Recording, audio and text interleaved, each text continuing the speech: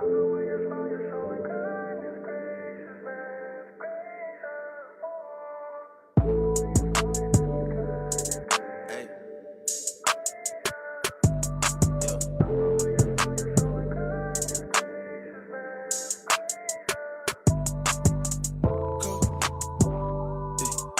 the moves, playing it close. SOD, super soap. Rainy days, his and hers, matching coat. Jet is so big, feel like a boat, staying afloat. I'm watching the moves and playing it close. SOD, super soap. She was a hoe, but I ain't gon' judge, cause that was way before. I know. Cleopatra at the pyramid tonight. Cinderella Benz, I got bucket seats inside. Roll a backwood with my enemies inside. Hey, okay. Yeah. WhatsApp attachment, first time I seen you naked. I didn't say Karina, but you tasted faded. Say you coming home and give me that goodness gracious, goodness gracious. Watching the moves and playing it close. SOD, super soap. Rainy days, his and hers, matching coat. On a jet, it feel like a boat, staying afloat. I'm watching the moves and playing it close. SOD, super soap. She was a hoe, but I ain't gon' judge, cause that was way before. Grind on me, grind on me. Love it when you pressing that behind on me. Holding everybody, cause they won't find it on me. Who said I can't dance with a 9 on 9 on 9 on 9 on 9 on me? Giddy up, G, how you rolling out, girl? Feel it in your system, coding cow, girl. Who am I? Who am I? You know it's Mr. Big Time Eating, Mr. Not Sleeping, he's late night creeping. Both his right wrists, all that's freezing. You know I'm a dog, I'm a hard pass demon. Said she wanna ride, I'm like, hey, okay. Shawty wanna ride at the Four Seasons. Shawty wanna ride at the Four Seasons. Shawty wanna ride at the Four Seasons. Yo, what's good, chat? What's good? Hope you're doing well on this Friday night, man. And look, it's just the start of the weekend. I hope you're off. First of all. I hope you're not at work. And yo, let me know. Yo, I got the academics t-shirt. Yeah. Check it out. It says compromised on it. I think it's honestly some of the hardest YouTuber merch. I've ever seen, honestly. I had to get it when it dropped. It's tough. Finally, you found the full Drake version. Oh, of this one, yeah. Yeah, I made sure to play it this time. It's fire, right? Yeah, he did this during the battle. Here, let me show if I'll try to show you closer up. It's pretty tough.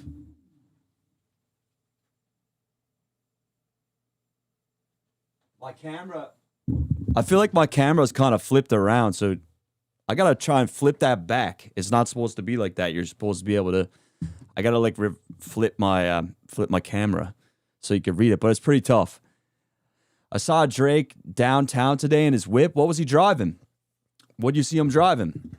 He's got a lot of whips, which I told you guys before. My goal is when I go to Toronto is to get access to those whips, and I got to talk to him and talk to his team and try to get access to do like a full, go through all of his vehicles with his car guy Tony. That's something I really want. I'm trying to speak that into existence for future content because I think he's at the point where he's fine with people seeing things like that. Like no one's ever done that before, where they went through his entire fleet in Toronto. Like he's got a lot of unique cars. Like I think even people who are into cars and stuff, which a lot of people are, would be into that type of content. Right? We need that. That would be cool, right? That's kind of a vision of mine to do in the future. MTV Cribs, but for cars, exactly. Like see the interior and stuff. Like some of these cars are crazy, right? I mean, he's got a lot of them. Have you ever spoke to Drake directly? Not yet. Black Truck, Entourage, and Maybach, and the Maybach. Okay. Yeah, he's got a couple of those. He's got a couple of those Virgil ones. Like, you know, he's got that line, I got 2 Virgil Benzes.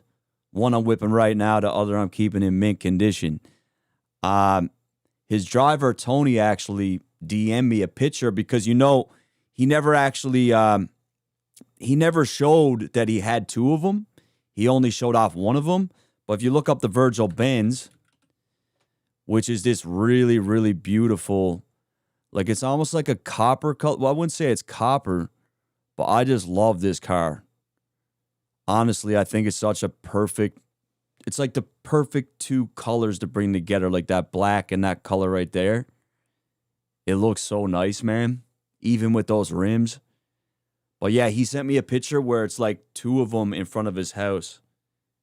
Like 2 of the exact same car. He, like, this guy Drake really do live his raps because he actually does have 2 of those whips. He really does, which I thought was crazy. I wasn't surprised though. But yo, in recent news, right? It looks like Drake is at the CN Tower. Okay, right here. I don't know if you guys saw this yet. Let me put my headphones on. Let me turn this off. Oh, turn this up.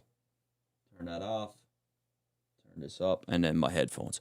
And I want you guys to tell me too, because I noticed I like to watch back my streams, like at least part of them, to see what it's like. And like my audio of me talking was way lower than the audio from the videos and the clips I've been sharing. So let me know if it's more balanced now. Hopefully, please let me know if they're like not the same levels. Oh, Drake, bro. Look. That is so Drake, bro. That is crazy, man. Look at that. Yo, he's moving, bro. Is this a projection or is he up there? Is he there? Is that actually him? Up there. Got a big ass puffer jacket on too. Yeah, this guy's so he's got a crazy Toronto accent. Dude. He's got the crazy Toronto accent. I just picked up something from Mercedes as a 101. Yeah, he's actually got, well, he wasn't lying about that either, because the vehicle that he's talking about there, I just picked up something, is I think is the Brabus, right? Mercedes Brabus Drake.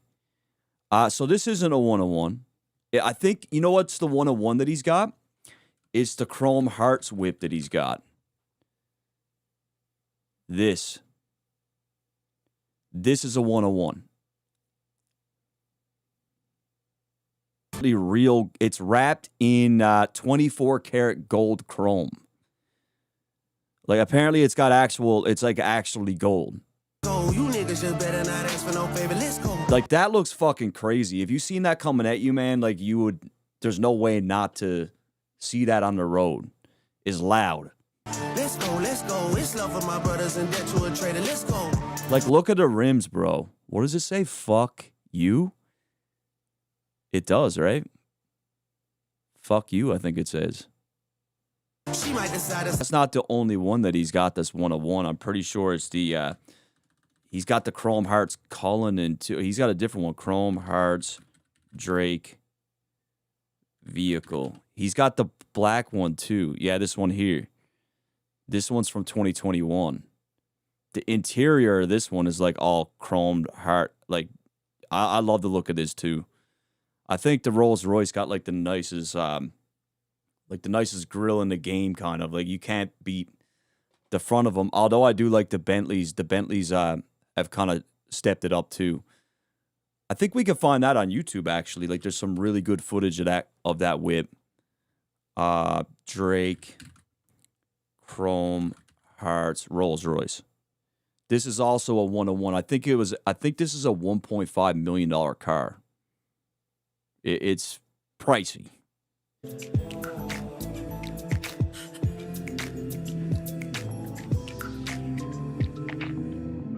It's crazy, bro.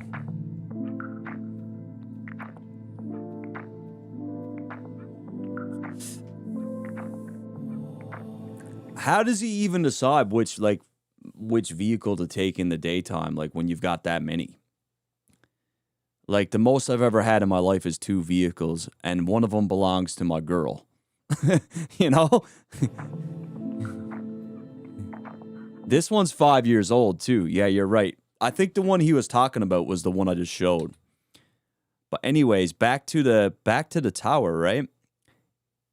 I got to look up the CN Tower. Can people get in there? Or is this a projection? It looks like he's fucking inside of it. Any Toronto locals, like, you know, people think that because I'm from Canada, I've been to the CN Tower. I actually have never been there. I've seen it, like, you know, when I've been in Toronto, I've looked at it, I've been close to it, but I've never went up the elevator and went. Like, apparently there's a restaurant and stuff up there. I've never been up there. So I don't know if that looks like it looks like he's inside of there. Look. That is so Drake, bro. So he's in the tower. So what this reminded me of, though, right? Because we see the thing in the zine that says National Treasures with an S, right? Now, the CN Tower itself is a national treasure. He's inside of it. Technically, this is national treasures that we're looking at. Like, I don't think I need to look up too much. Like, CN Tower, what does it symbolize? It got built for, like, I think the railway or something. Okay, so national pride. It is a landmark of the nation. Frequently referred to as Canada's celebration destination. It's literally a national treasure. It's Canada's national tower to demonstrate the strength of the Canadian industry. So, technically, like, I know there's been some speculation about the track National Treasures, or if there will be a track National Treasures. I don't know if we're going to get it. I think we're getting something completely different. I think what that meant was what we're seeing right here. It is National Treasures. You know what I mean? You guys following? Or am I reaching? I literally just thought of this. Toronto, we the 3rd biggest city in North America. Bro, I've been thinking about moving out there because I feel like I could benefit from being closer to like the whole scene and like the people there. Obviously, I've got a ton of connections now there, so I might be better suited to live there. But I kind of like where I live now. The one-on-one car is the video with Lil Durk. Oh no, that the video with Durk, he doesn't own that. I know which one you're talking about. Drake. The one you're talking about, it's a concept car. It's actually a concept car. It's probably, I think, towards more the end, right? When he's outdoors. Is this even the record? I don't even think this is it, is it? Let me see if I can find it. I don't think this is the right video. Okay, so this one right here. Oh, he pulls up in it, right? He actually pulls up in it. Yeah. So this whip right here, no, he doesn't own that. This is not his car. I looked it up. Baby. This is like a 101 concept car that Mercedes probably gave him for the video. Much like the, there's another video too. I think it's Sticky, right? Where Drake is in a crazy Virgil truck. Yeah, this one here. Let's see. I still turn to a CEO, so the lifestyle she respect. Right here. So this here whip right here, I think they got this in a museum now. There's only one of these made. This was something that I think Virgil had a vision of making more of these, obviously, but I think what they've done now with this whip is literally somewhere that you can go in and see it. I'm not sure exactly where. I'd have to look it up. But yeah, sometimes, like, not everything Drake has is his, right? Like there's one vehicle that he had. It was like a $2 million car. People thought it was his. I found out that it wasn't. So he still gets like rentals, I guess, and stuff, right? But a lot of his vehicles in his videos are his. Let me go Virgil. Virgil truck. Where is it now? Virgil Benz. The Project Maybach concept car is a unique electric off-road vehicle designed by Virgil, is recognized as a legacy piece, often displayed at museums and special exhibits.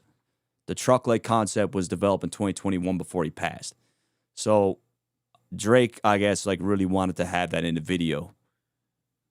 It looks crazy, if we're being honest, right? Just look at that thing. Like, I don't know if I would want to go off-roading in that. I'd feel bad, like, shit hauling this thing. It's too nice to destroy out in the elements. It's Gordon Wagner truck, not Virgil.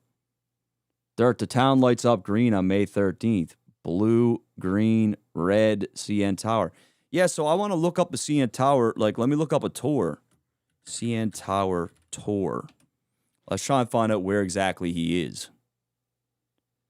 Exploring the CN Tower.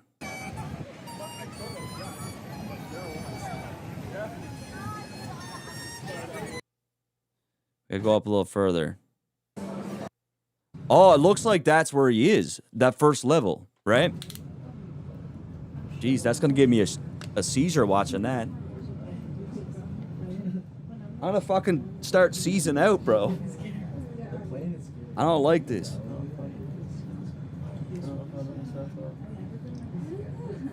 Oh, mate, there's a pool down there.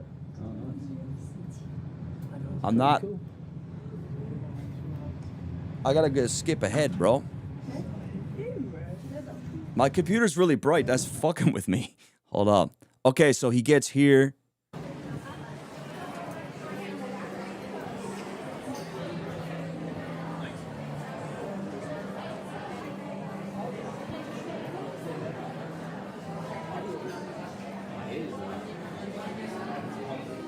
Is this it? Yeah, so I know there's places to eat there and stuff, but like the place that he's at, yeah, it kind of looks like this, right? With these windows like that. It's pretty damn similar. Let me see. He's at that bottom level though. He's down here. Like that could, the thing I'm looking at now could be any one of these levels, really. Like it could be up there somewhere. For anyone who's been seizure for the views, yeah, no doubt. Toronto is really nice. Beautiful city. Has anyone in the chat been to the CN Tower? You know what I got to do? I got to call Friday Ricky Dread. Because I guarantee he's been to the Toronto Mans. Let me just get him on the horn very quickly.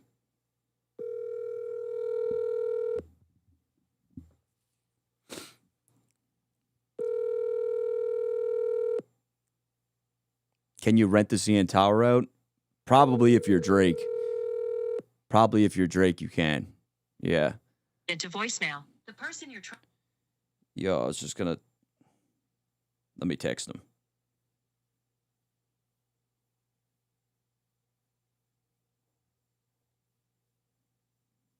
Real quick. Yeah, like, I mean, if anyone's in the chat that's been in there, you say I'm on the CN Tower right now. You're there?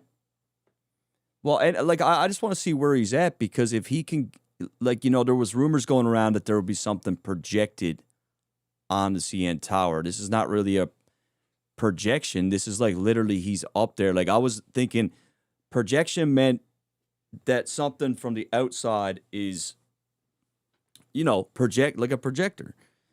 This is not a projection. This is a silhouette of him inside. If that's the case, right? Right? That is crazy, man. Yeah, I mean, like, honestly, chat, I don't think I'm too far off with this National Treasures thing. He is in the tower. Okay. Okay, let me see what Friday's saying. Let me make sure to. Okay. So you guys say he's in the tower. I'll take your word for it, right? So this is the second time he's been there. So right now it's blue. Wait a minute. Right now it's blue. What color was it the other day when he was in there?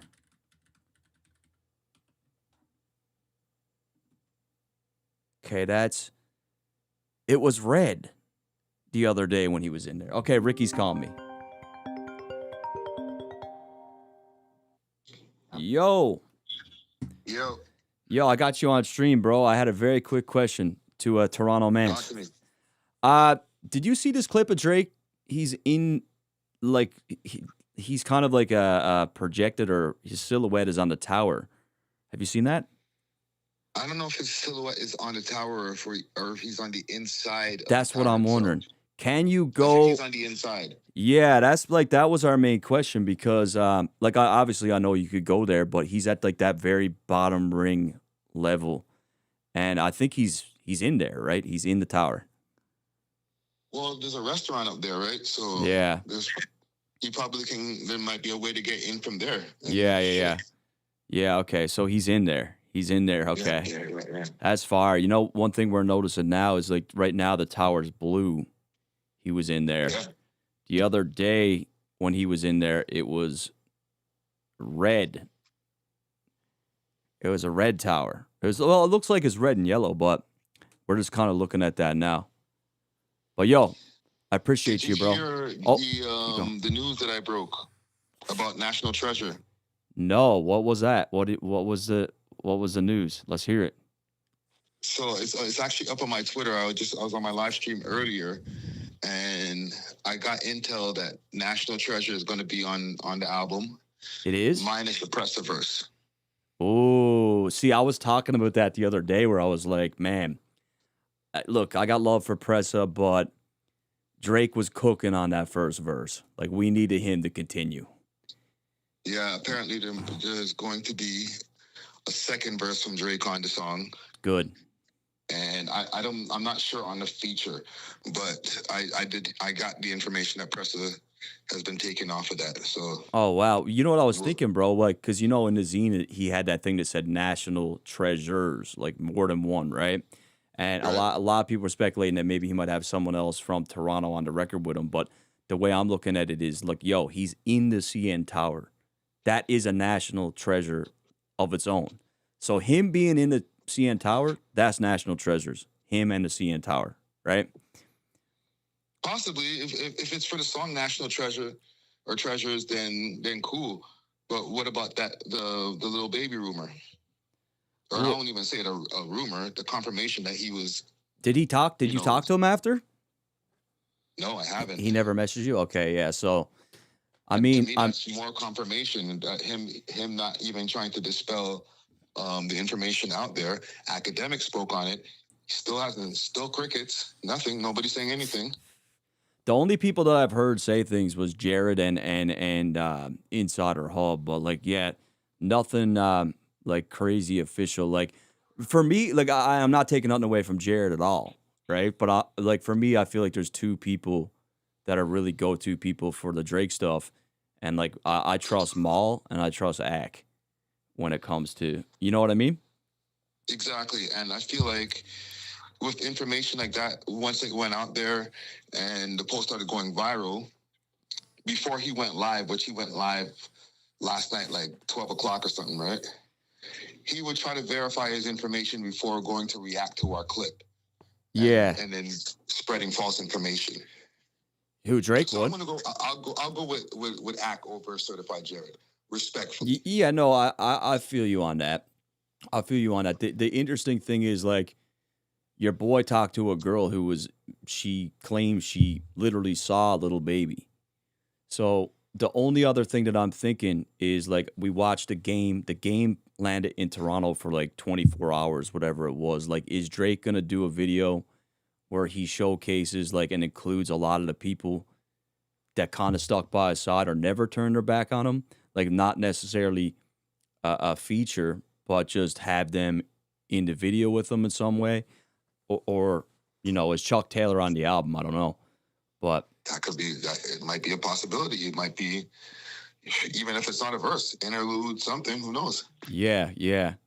But that's something that at this point, I don't want to live in speculation because we've been getting some information. So Yeah. and No, I think we're 2 for 2 off from the We Love Hip Hop Network. Yeah. No, hey, I got no dog in the fight. I'm just looking at, like, I don't know if he's on there or not, right? But yeah, it's big news for us over here in Toronto in the scene because, like, we were rooting for Presta to be on the album, you know, or just even have a song with Drake, period, that's publicized. So I'm sure this is not good news for the camp over there. Yeah, but do you think maybe Drake might be including him somewhere else? Possibly. Like, do you really think he's going to completely take him off and then not make it back to him in some way? Because, like, I think he'll make it back to him in some way, but not on Iceman. Yeah. I think Iceman is sacred to him. I think he has a lot riding on that, and he can't make any mistakes. Not to say that having Pressa on there will be a mistake, but people will look for anything that they can find to say, oh, it's not perfect or it's not good enough. Yeah. And if that means even if he has a stellar verse, just the automatic, oh, he's cringe, he's from Toronto, he said Crody, we'll make the K-barbs run and start hating on it right away. Yeah. No, I feel you. No, like, you know what? Drake is in one of those positions, bro, where he could drop Illmatic, bro, and people would say there's not enough joints for the things. There's not enough club records. Like, he's kind of in a lose-lose situation where I feel like he's going to kind of give a platter of like a mix of different things, right? Kind of like he's been doing. I agree. I think he is going to make sure that it's going to get at least a 9 on 10. You can't give it anything less than a 9 on 10. Yeah. You know what's crazy, bro? A lot of people in the chat, and they've said this to me before, Press a Verse was hard as fuck. Press a Verse grew on me. Press a Verse fire. A lot of people, in my chat at least, liked Press on the track. Hey, my chat too. And I thought his verse was fire personally. I thought when I first heard it, I was like, damn, bro, who put the battery in your back? And I already thought Pressa was good, but like he put the extra oomph on it for the Drizzy verse, right? Or for the Drizzy track. Yeah. Yeah, I mean, like, some people are speculating that Drake is going to put a bunch of, like, Toronto artists on and, like, make this, like, Canadian thing, but I don't know if I could personally see him doing that, like you mentioned, for an album like Iceman. Like, maybe he might put out, like, a little EP or, like, a tape or something like that doing that, but I can't see him. I don't know, man. That would be looked at as you're trying to do GNX 2.0. Yeah, it would. It would, actually. It would. Because, like, to me, I've always had that criticism for Kendrick, too, where I felt like Drake dropped Family Matters and all this stuff, and he's talking, like, about how, yo, this guy doesn't do anything for L.A. He doesn't do anything for the artists. Like, that was a criticism. And then now, finally, with all that said, to combat that, then he does the pop out. Then he does GNX, right? So it's almost like reactionary to me. Yeah, but I think that's cool for him, Kendrick. That's cool for him. Okay, yeah, you did something for the LA artist. But that's not at the detriment of Drake not doing anything for Toronto artists. Like, I know sometimes people might say, oh, Drake doesn't do enough for Toronto artists.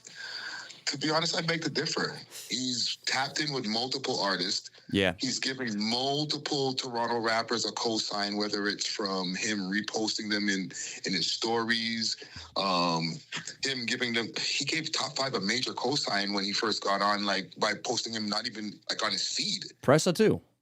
I mean, he put Pressa on his first tour. He put Smoke Dogg on his first tour. He got Pressa at a jail, man, didn't he? Like, didn't Drake wrote a letter to the judge, didn't he? And was like, yo, I want to take this guy on tour.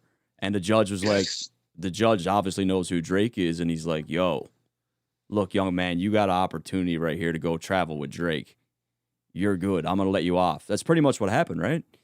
Yeah. I mean, it played a part in him being free. he's done a lot for Toronto artists. He follows way more artists from here in Toronto that I can safely say that Kendrick follows from LA. Yeah. Right? Because I just know Kendrick he barely follows anybody on his Instagram. You know how many people have been able to post, yo, Drake started following me, and it helped to boost their traction, helped to boost their following, Bro. give them more clout. Casper TNG literally just put out a banger with the song The Market, and Drake just started following him the other day. Yeah. Well, I mean, remember, like the DJ that I've told you about told me, like, yo, like, the boy, he went to the club. I was DJing. I did a private party for Drake. The only request he had was The Market. And then, like, that went pretty crazy in the city, too, like, because that's a cosign. I even seen today, bro, that Drake followed this other Toronto artist. I don't know what his name. What's his name? It just. I don't remember the name. I didn't get a chance to look into it deeply. He only had like 15K, I think, followers on IG, which don't mean much. Like, he probably got a buzz, but you know what I mean? He's still pretty small artist, right? Drake seems to have, like, he seems to know a little bit about everything that's going on. It could be streaming. It could be local rappers. It could be, like, he seems to be pretty tapped in. Like, you know? Listen, I'll give you a quick story before I get off of this and to go into him putting on artists from Toronto and being tapped in. I did a episode of the podcast with an artist named Roadrunner. Okay, he's a South Asian artist from over here, and it was a special episode because we walked around his neighborhood and did it that way. All right. Once the interview was posted and I put out a few clips on Instagram, literally within a day, Drake started following him. Roadrunner hit me up. He was like, dude, you got me the Drake follow. Oh my God, yo, like he was spiced, right? Yeah, that's because crazy. Like, he saw the interview. Yeah. And he was like, yo, let me check this guy's shit out, and probably followed him. Yeah, he shows a lot of other people love. Just, bro, even me, when Drake followed me, I was like, he followed me, and then I looked at my account and I was like, what the fuck is going on? Like, every minute I was getting a new follower, and I think that's just because people go to his thing. He's got 140 million people following him, so I think you could click on who he's following and see who he followed last or something, right? He just gave that streamer kid 50 racks, bro. I'm sure we're good.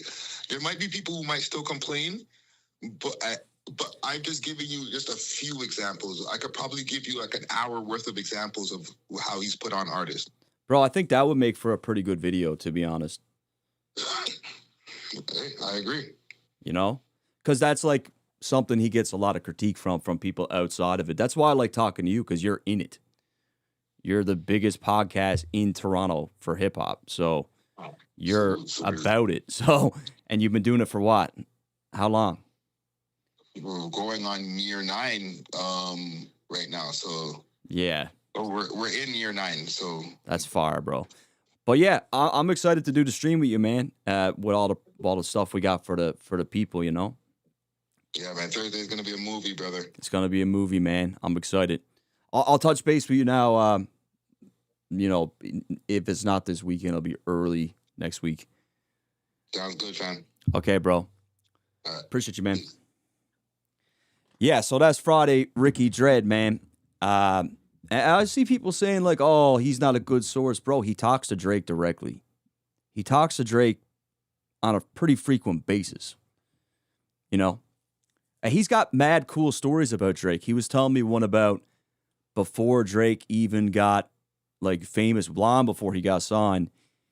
They went to a club one night, and at the end of the night, like, a cypher broke out. And Drake hopped in the cypher because a lot of people were looking at him like as this Degrassi kid. He was starting to get a bit of buzz. And Friday was telling me Drake hopped in the cypher and went fucking stupid. And everyone was like, yo, this is not some, you know. So he had it. He had it. Friday's like that cool uncle that wear bootcut Levi jeans. No, Friday's dope, bro. Friday's like, honestly, man, Friday was one of the few people that, like, had my back when everything was going down. I forever will be loyal to Friday, man. We got a few super chats, though. Nathaniel Lewis with the 2. Thank you. Just listen to Mob Ties and you hopped on. Crazy record. Crazy record. Shout out to Miko Cash for the sub. Miko Cash with the $2. Welcome, bro. Thank you for the subscription. Canada's finest. Couple Ice Cube emojis. Keep going, brother. I will. Look, I'm charged up at this point. I'm completely charged up. I've been waking up every morning feeling great.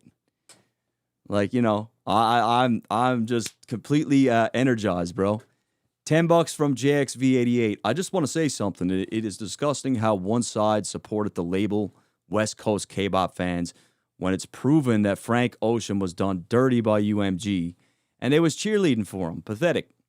Yeah, I feel like people move the goalposts when it comes to Drake, but also, you know, people don't like seeing lyrics from a rap battle in a lawsuit. So it kind of, you know, Frank Ocean didn't really have that happen.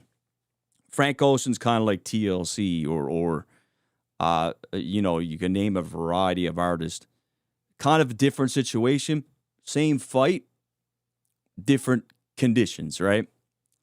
But I get what you're saying. Shout out to Pinky AFM for the sub. Thank you, bro. 368 from J.A. Osiro. Friday night stream coming in clutch. Keep doing your thing, Matt. I'm going to, man.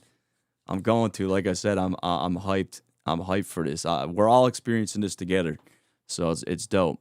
$10 from Shady Savage. Stop the cap. Pressa's verse was trash. Look, honestly, man, me, you know, I didn't say it when I was on the phone with Friday. I could do without the Pressa verse. And I'm going to be honest, I do cut the record at that part a lot. Or I'll bring it back. I'm just being honest. You know? $10 from SJD2. You're just giving a 10. You don't have nothing to say. If you meant to do a super chat, leave it in the comments. Yeah, it looks like you just sent a blank message. New member from Gola. Shout out to you, bro. Thank you for becoming a member. So anyways, back to the main focus. And let me make my camera a bit smaller here, chat, because I want you guys to see the screen. So the other day, the tower on May 6th was red, and it was red. It was red and yellow, right? That's red and yellow, or red and gold. It looks like there's no sound, but he's doing his thing again. This one looks like it got some sort of, oh, you know what it is? Could that be the lighting that he's lit up? Because that kind of looks like a light, like a rail for a light or a rail for a camera or something. You know what I mean? Is he leaning like Michael Jackson? Yeah, it looks red kind of, right?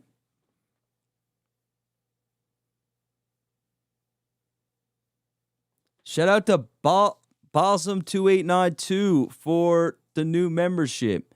Thank you, bro. $2 from Kenny Sherm. Why you delete the 616 breakdown? It's gone. That's it. I'm not particularly proud at the 616 breakdown because I feel like I was reaching for a lot of connections that weren't there. And when I look back, I'm not necessarily proud of how Drake was painted. Because I feel like you could take a lot of different things and make connections and make things happen. So looking back, there's some parts of that breakdown I'm not proud of, right? And you know, I never really realized what it was like until it happened to me. When people started telling lies about me and doing things about me, then I was like, oh, this is karma. This is complete karma for the breakdowns I was doing about people and the narratives I was painting about people. And at the end of the day, it's Team Canada all the way, so it is what it is. It's Team Canada at this point.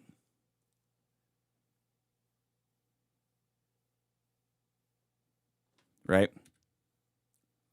But yeah, that's my best explanation. There's some parts in that breakdown I wasn't particularly proud of. Yo, Yana, NYC, you're in the chat again. I posted on Twitter the other day to tell you to DM me. I said, anyone who knows Yana from the chat, please tell her or him, I'm not completely sure, to DM me. People were writing comments saying that I was trying to wheel you, saying I was trying to get your number or something. But I heard your stream I heard your message last time. I wanted to talk to you. So let me know in the chat if you sent a DM through IG or a. It's best to email me if you can, Yana, please. $5 from Off the Turnpike. If Drake delivers on Iceman, what would his legacy be? I think if he delivers on Iceman, his legacy is just going to keep going. I don't think there's anything that could happen to Drake's legacy. I mean, he's one away from Michael Jackson. I think that's going to happen. He's going to beat that record. The minute he beats that record, his legacy is his legacy. I don't think there's... Even if Drake quit right now, bro, he will still go down. If Drake didn't even put out Iceman and he just retired, he would still go down as one of the biggest, most successful artists ever. Period. With or without Iceman. So, of course, he's going to deliver. Shady Savage goes with the 10. Imagine if in a parallel universe, Drake dropped National Treasure with J. Cole for all the dogs rapping like how he was on Red Button. It'd be crazy. It'd be crazy. Shout out to Peas, my guy in the chat. Yana, I'm wondering, I'm waiting for you to chime in. I'm looking at the chat. I'm just looking to make sure trying to see if you're here somewhere. Because I definitely heard, oh, you don't have IG. Okay, so if you hit me on, just email me. Email me, please. Okay? I'll get on the phone with you or something. Have a chat. Let me see here. Okay. So what do you guys think is happening with this whole tower situation? Obviously, do you guys think all the things that Drake has been filming is going to be one video? Because I'm not quite sure. National Treasure is a Canadian theme track. Yeah, down to earth. I agree, bro. I agree. The red CN Tower looks like the red and yellow scene in episode 3. It actually does, bro. Look, you got the red, you got the black, you got the yellow. Actually, one thing someone DM'd me today, we got to check. Apparently, the beat for National Treasure is different in the new version. Let me see. Let me see here. Let me see what this guy told my guy Paco. He said, 1 second, chat. Okay, so he said, yo, watching these cut down Iceman episodes kind of crazy. But I just noticed something that I haven't seen anyone talk about.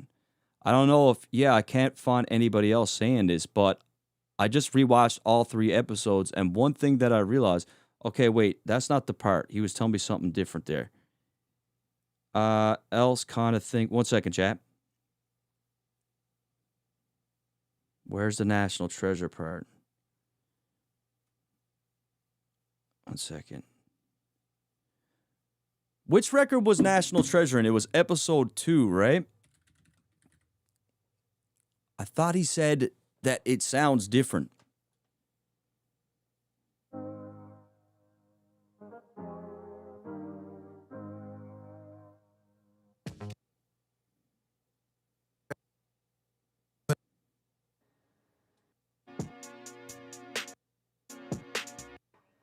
Let's listen. I'll turn it up louder for you guys.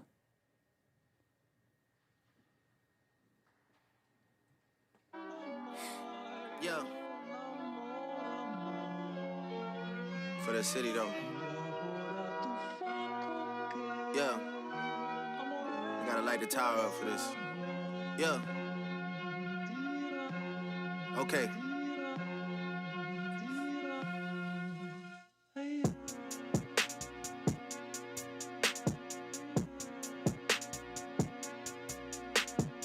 You guys think it sounds different? I don't know if it sounds different to me. You guys tell me. He told me it sounds like a different quality.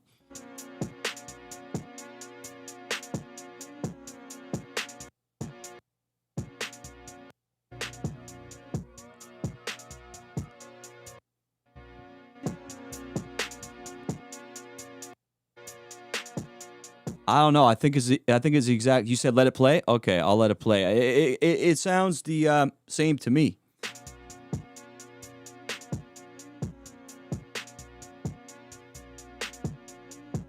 Yeah, because honestly, the beat was finished, right? Like, I feel like everybody heard the beat in episode 2 and just went crazy because of how dope it sounded, right?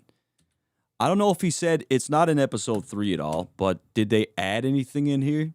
Like, did any of you guys take time to go through these? Because I didn't.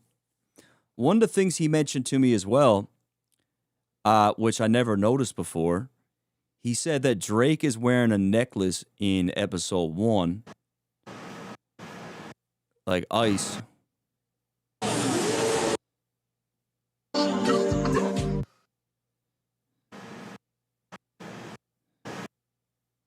Come around the guys. He's wearing a necklace or something, huh? No. And then in the other 2, he's not. Yeah, he's got the crazy tennis chain on, right? Yeah, you're not missing that. But then apparently in the other episodes, like episode 2 and episode 3, he doesn't have the chain on. I don't know if that could be something or if it can mean something, right?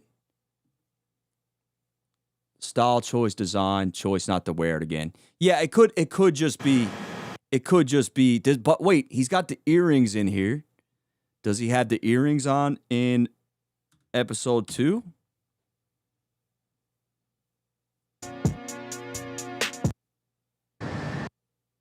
Oh, yeah, he does.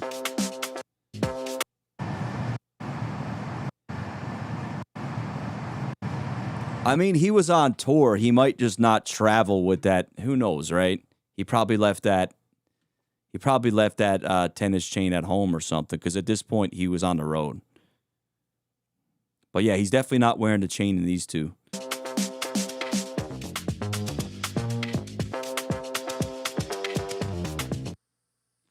Which is interesting. But yeah, did any of you guys watch these at all?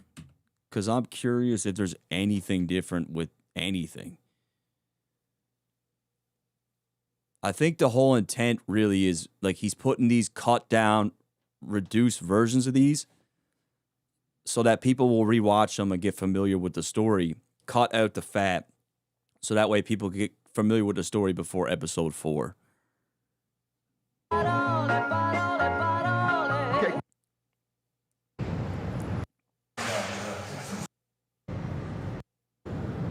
Went bought a whip for my brother.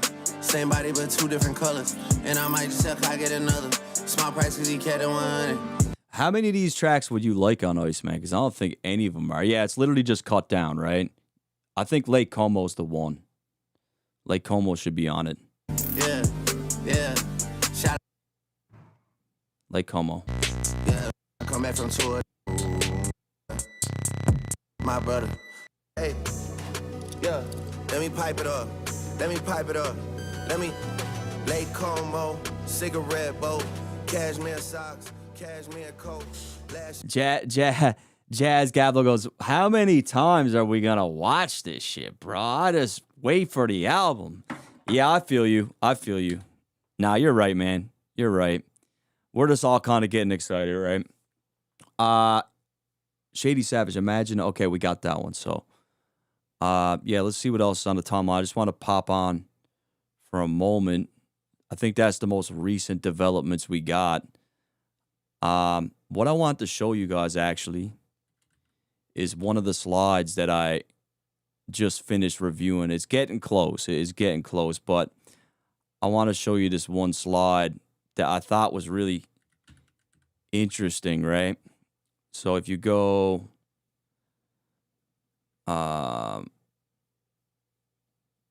this one here, like a lot of these things, bro, if you're not really looking at it, wait, let me, like some of these things, you'll just look at it and be like, oh, it's just nothing, right?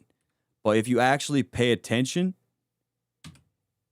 there's a whole bunch of like things hidden in there.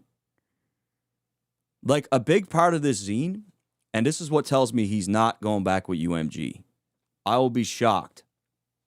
I'll be shocked if he went back. Like, there's way too much stuff in here that's anti-establishment, anti-industry, independent. Like, I cannot fucking see the guy going with a major label.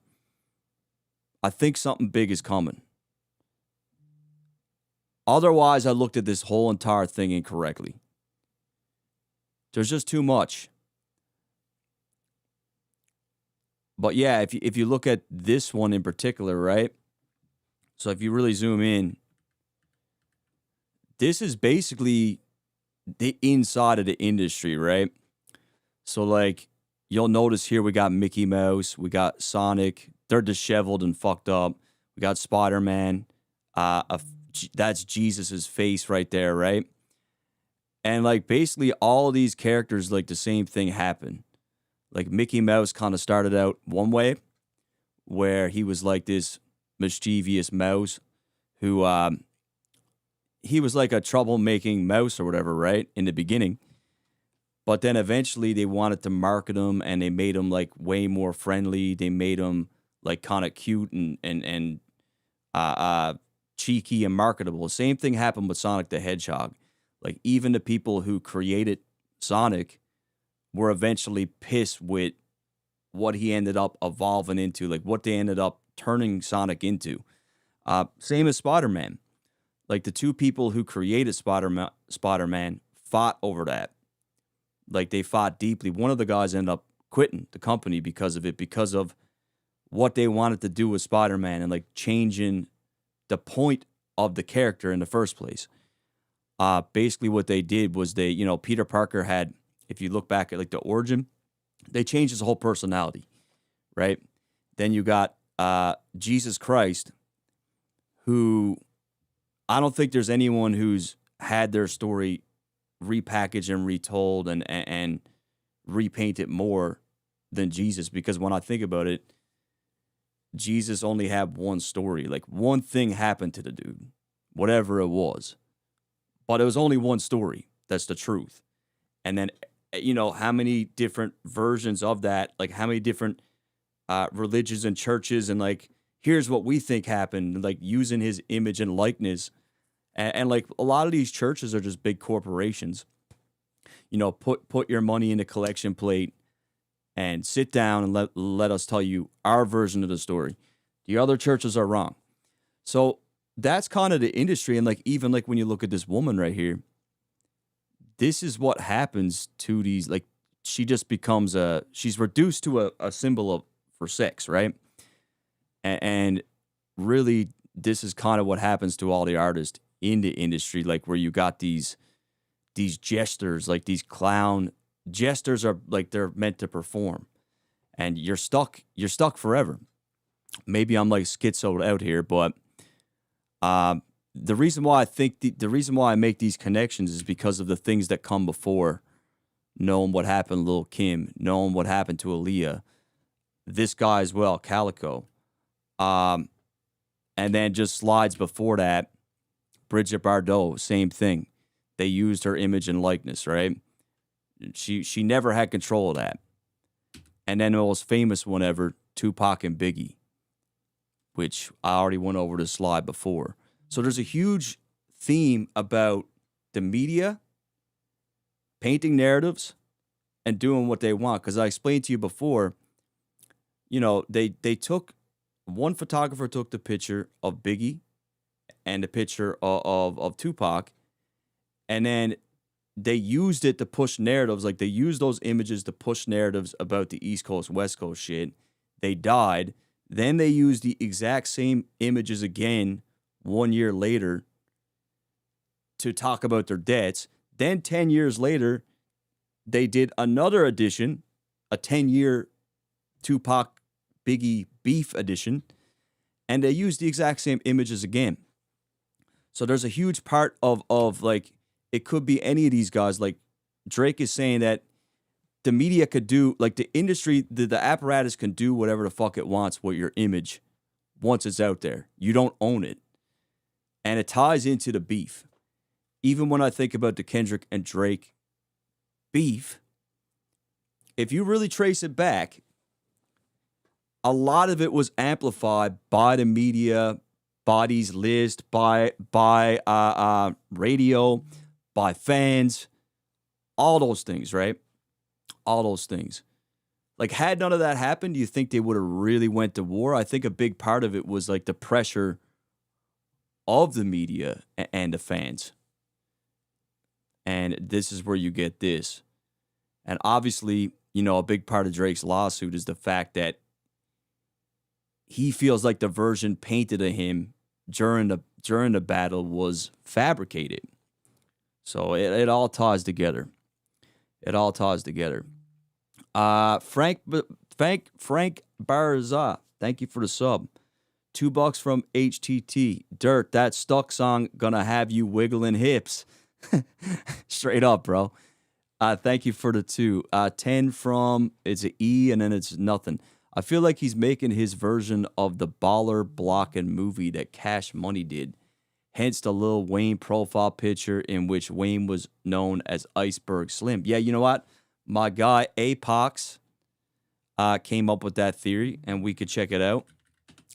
We can watch it right now. I think he's Apox on here. I'm going to have to pull it from Twitter. Yeah, it's an interesting theory that he's got. Stay alert. Drake seen filming Iceman. Appears to be ice blue tonight. Crazy. Yeah, it's ice blue. True that. Okay, let me see this. Right. Here's his video.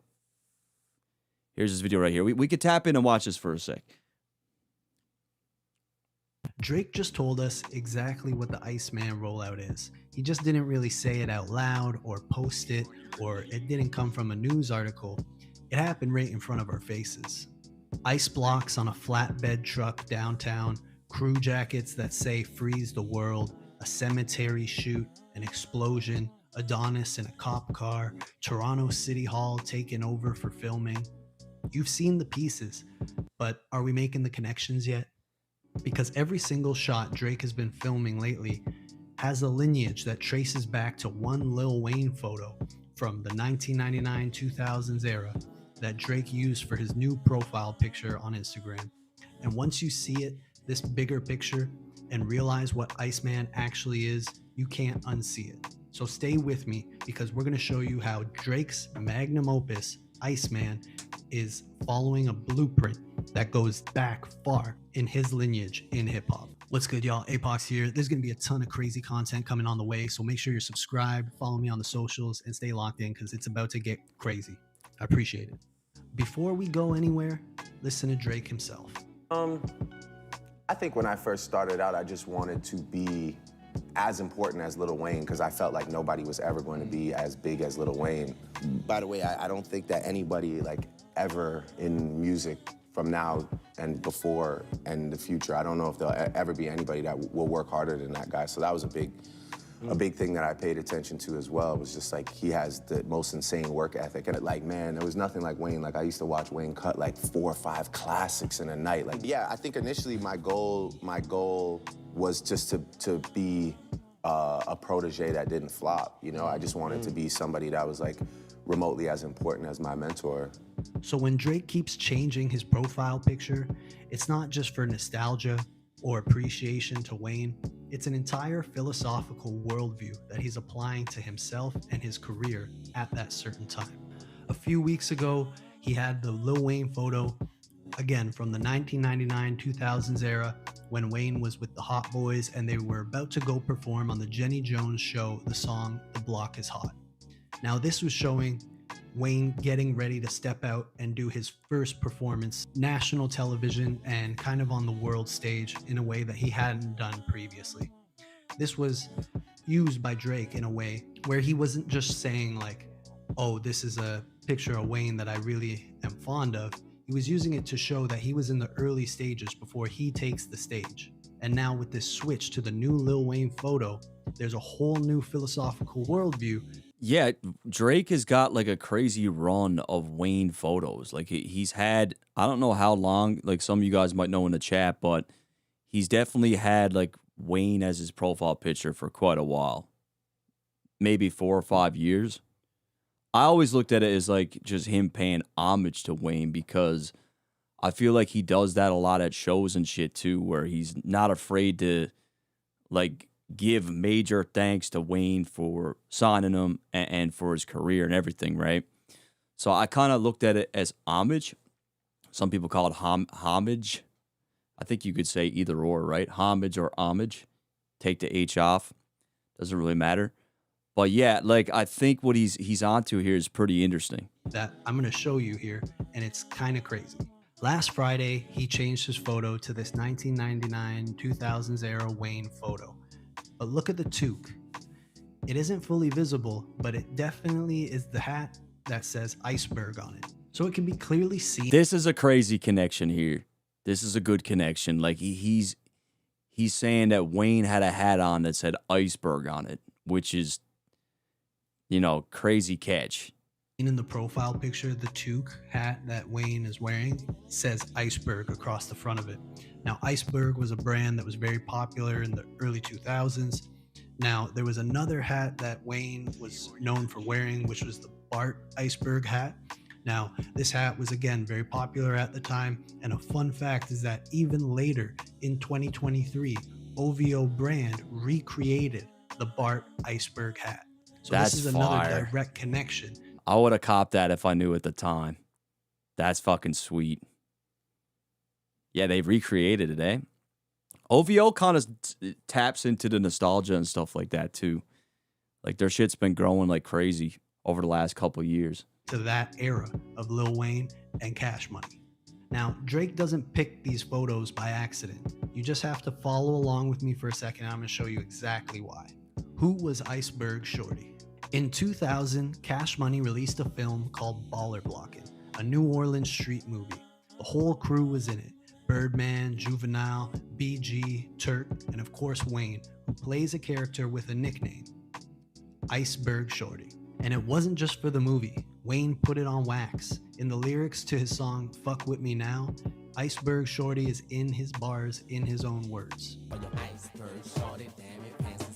The name was a film role, a lyric. That's crazy though, man. Like, basically Lil Wayne had like a little alter ego going. It was a character in this movie that he was playing called Iceberg Shorty. Obviously tying in with the Iceman theme too, given he made that the profile picture too. Piece of who Wayne actually was at that time, all at once. It was a combination of personas. This was kind of in the era where the bling bling movement started, and a lot of people even attribute that to Wayne himself. So the Iceberg Shorty meaning also had multiple layers to it. And now here's where it goes to actually another deeper layer of connection, the Cash Money playbook. Baller Blockin' wasn't a movie about made up characters. Cash Money used that film to show fans who they actually were in real life through a dramatic process. Now, the codes they lived by were seen everywhere. No snitching, never put a woman before your set, and stay loyal as a soldier to the streets. And it was a funny movie too. It had its comedic breaks, it had its action, and the cops as specific characters were these wildly over-the-top characters, one of them being very clearly evil, and the other one being a kind of funny cop, and then another one being a more, down-to-earth cop. The interrogation scene is a straight-up comedy bit. It's kind of gold. Tell me where it is. In your ass, nigga. It's not in his ass. We already checked.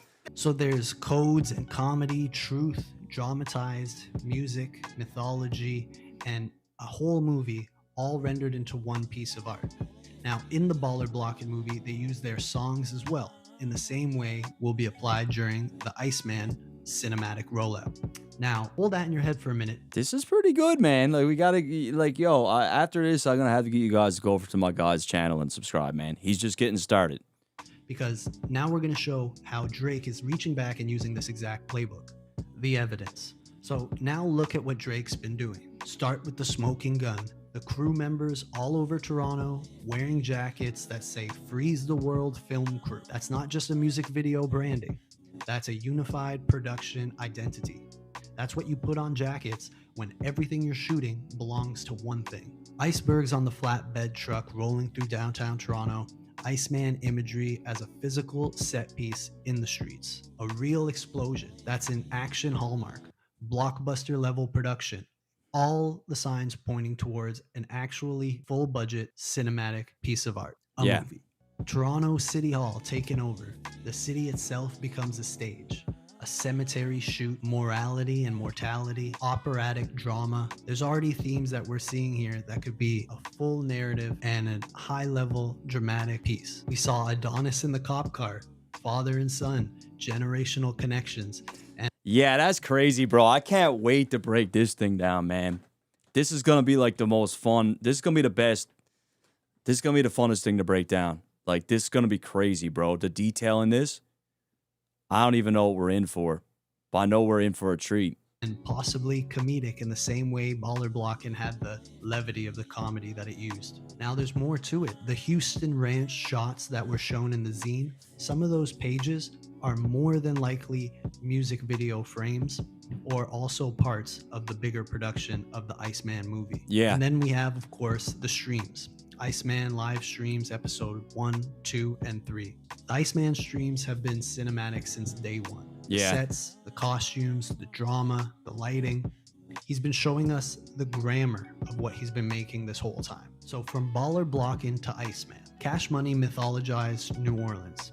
They used it as the set piece for their drama, Baller Blockin'. Now Drake is going to be mythologizing Toronto by using it as the set piece for whatever he's got coming with Iceman. Same moves, different city, over 2 decades later, 2026 production budget and a scale that just wasn't imaginable in the 2000s. The album might end up being the soundtrack of the film, not the other way around. The zine, the streams, the shoot. Yeah, so I agree. Like, I do think he's going to use actual music from the album in the episode. The question is, how much? Like, is he going to play like how long is this stream going to be? How much music can he fit into it? Because theoretically, so far, no one has really talked. Episodes 1, 2, and 3, he's not really talking. Episode 1, he's kind of like interacting with people outside, but it's like, for the most part, it's a quiet thing, right? So if he does a 2-hour stream, I mean, he could play a full album easily, right? So is he making the album to fit the film? You know what I mean? Is the music being made to go with the film? You know what I mean?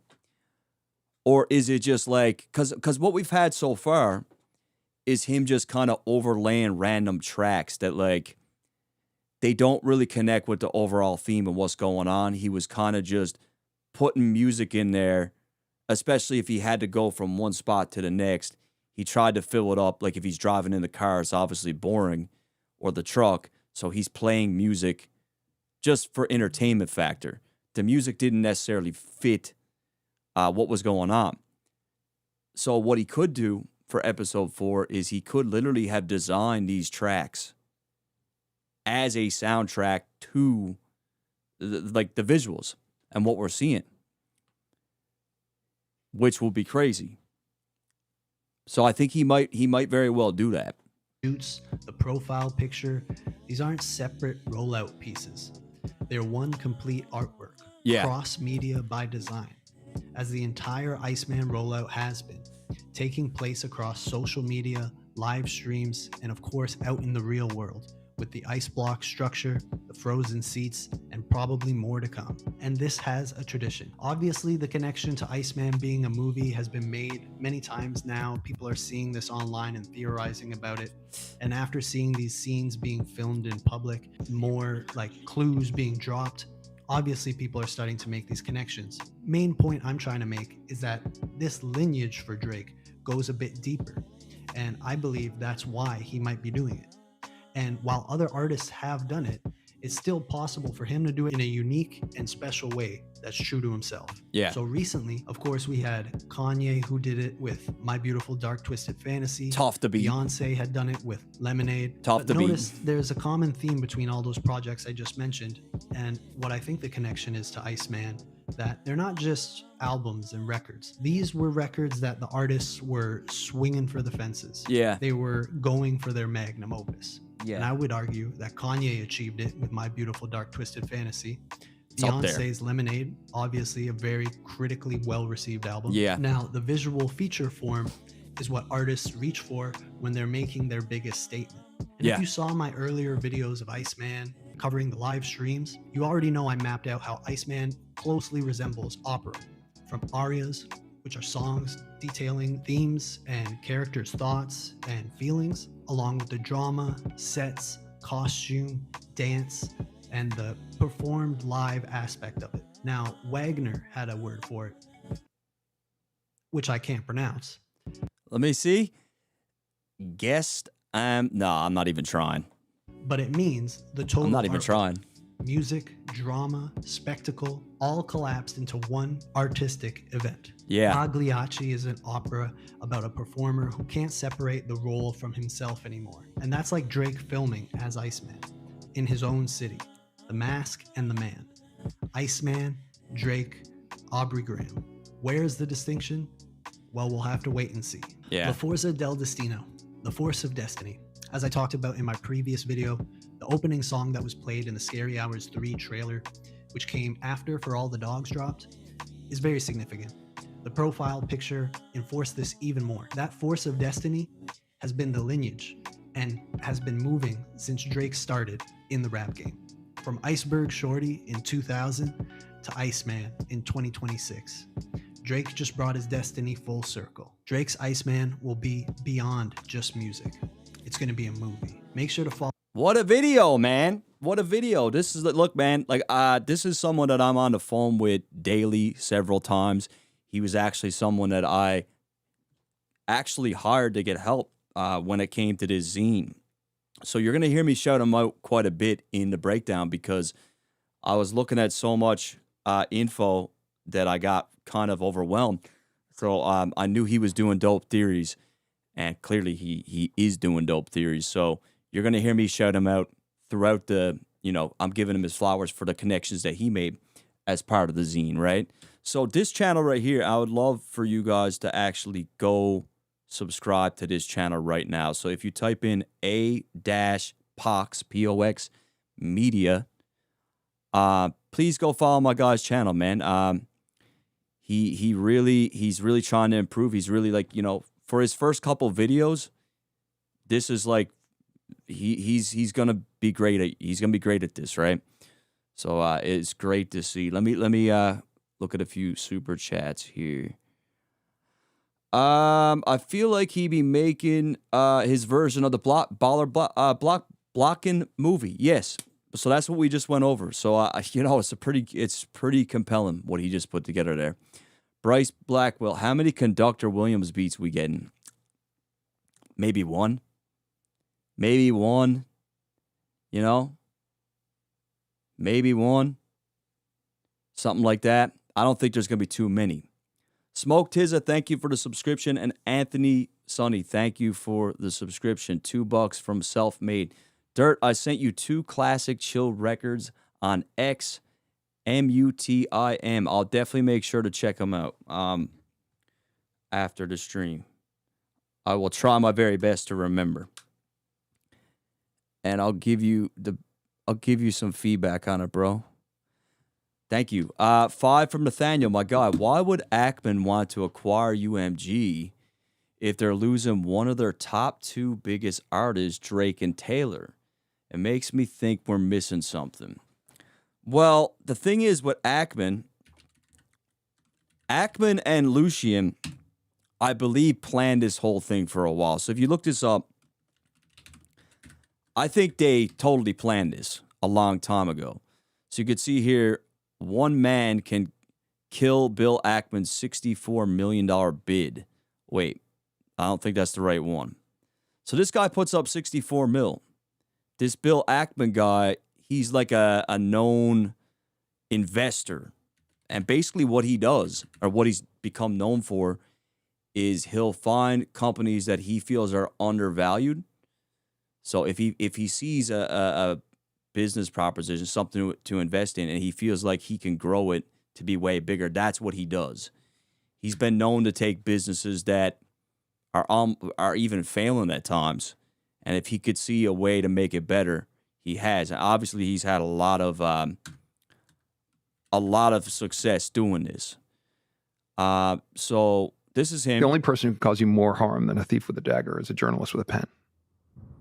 So let's listen to what he says about investing in music, because I've heard this guy talk about music before, and he's one of these dudes who's just putting it out there. He's like, look, basically, I'm collecting catalogs like Pokemon cards. That's the value for music is in catalogs. He'll probably say the same thing in this interview. Let's see. So we own a business called Universal Music Group. It's in the business of helping artists become global artists. So he does own, the reason why he says he owns it is because he does own, he owns this company called Pershing's Holdings, right? If you type in UMG, Universal Music Group, right? And we go to the Wikipedia, you'll see down here, it is owned by, you'll see Pershing's Holdings is like one of the main Pershing. Okay, so this is right here. Pershing Square Holdings acquired 10% of UMG, right? So he owns 10% of the company, which is a lot, right? So he already owns some of it. So this is interesting to hear what he's talking about 2 years ago when he's talking about UMG.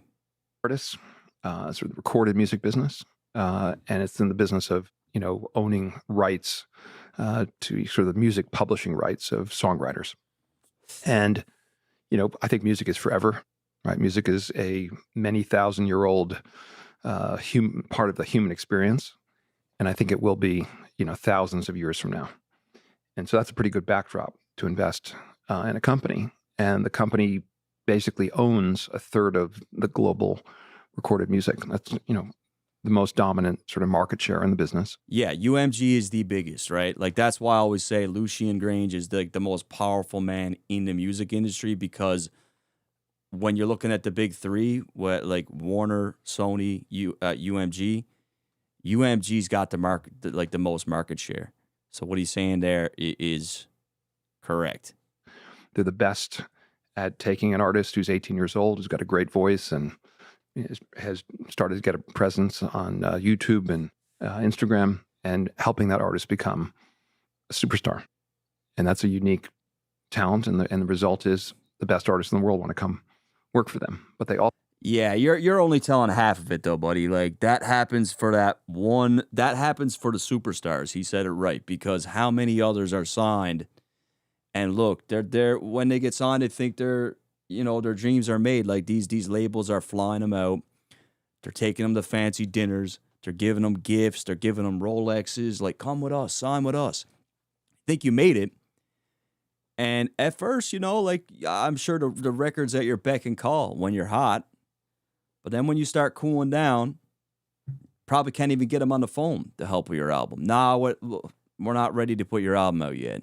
Now we're on to the next 18-year-old kid who we want to make, money off of.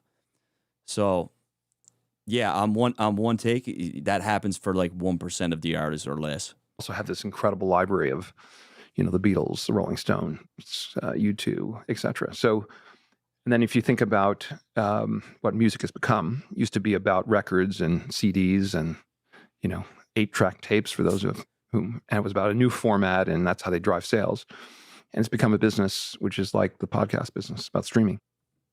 And streaming is a lot more predictable than selling records, right? You can sort of say, okay, how many people have smartphones? How many people are going to have smartphones next year? There's a kind of global penetration over time of smartphones. You pay, call it $10, $11 a month for a subscription, or less for a family plan. And you can kind of build a model of what the world looks like and predict, the growth of the streaming business. You predict what kind of market share you... So, like, this is the music business, right? Like, these guys don't care about the music. It's just a product. Like, we know this, right? But I love hearing the way that these guys talk about it, because it's like such a commodifiable thing that is just like, it's looked at like it's just like the same as a hamburger or something. Universal is going to have over time. And you can't get to a precise view of value. You can get to an approximation. And the key is to buy at a price that represents a big discount to that approximation. And that gets back to Ben Graham. Ben Graham was about what he called, he invented this concept of margin of safety, right? You want to buy a company at a price that if you're wrong about what you think it's worth, and it turns out to be worth 30% less, you paid a deep enough discount to your estimate that you're still okay. Yeah. It's about investing. A big part of investing is not losing money. No if you shit. can avoid losing money and then have a few great hits, you can do very, very well. So let me tell you some lore about this guy. He didn't quite get into it. Maybe he does here, but he's kind of boring, so I don't want to keep listening to him. Basically, he does talk about how catalogs are their bread and butter, right? And the minute I heard him say that, well, it's obvious because that's how they all think. But I was thinking, how in the hell is Drake ever going to get his catalog back if this guy buys the company, especially? And what's interesting about Bill Ackman, like I told you guys, he owns 10% of UMG already. But right after the battle, right? And this is why I think him and Lucien cooked this whole thing. Like, I think him and Lucien set him up to buy the company, like in 2003, maybe 2022. I think they cooked the whole thing. And I'll explain. So UMG, Bill Ackman resigns, board of directors. So this was a huge thing directly after the battle. It was literally 1 year after the battle where he was on the board of directors, because what he does is when he invests into a lot of his companies, he'll invest into a company and then he kind of penetrates it from the inside where he'll start making major changes to make that business profitable. So the minute we seen him join UMG, he joins their board of directors, he's got pull, and we start seeing a fuck ton of changes in UMG. Like, heads are starting to roll. This person's gone. This person's getting fired. We're combining this company. That company's gone. Like, he's doing crazy stuff with the company, and then all of a sudden, Universal Group announces the resignation of Bill Ackman from its board of directors. So what he did is he quit. And at the time when he quit, people started to panic because they're seeing one of, investors of UMG are seeing one of the top dogs and one of the top owners leave the board of directors. It looks pretty bad. So the minute he left, UMG's stock started to drop a bit. Quite a bit. It took a hit when he left. His reason for leaving was, like, he's still basically saying, look, I'm still investing in the company. I still own the company. I'm taking a step back to work on other things. That's basically what he said, right? And when he left, he also sold some of his shares. UMG, Bill Ackman sells shares. Right here. Wait, I'm trying to find it. Upon resignation, which made people panic even more. Right here. So what he did, he resigned from the company, and then he also, right here, Ackman, who is the founder CEO, has been a significant investor, like we just talked about. He owned 10%. In March this year, Ackman's personal holdings raised $1.4 billion by selling a 2.7% stake in Universal. So basically, he sold $1.4 billion. Now, remember that number. Remember that $1.4 billion because it's important. So keep in mind, so he's the big owner of UMG, and he ends up joining the board of directors. A bunch of changes are happening, and I could show you the changes under this guy joining. John Janik promotion. Right? Look, UMG elevates Interscope. So they start making massive changes under this guy once he gets on the board of directors. Then he quits. Now, all of a sudden, he wants to buy the company. And not only does he want to buy the company, he's batting big time for Lucian.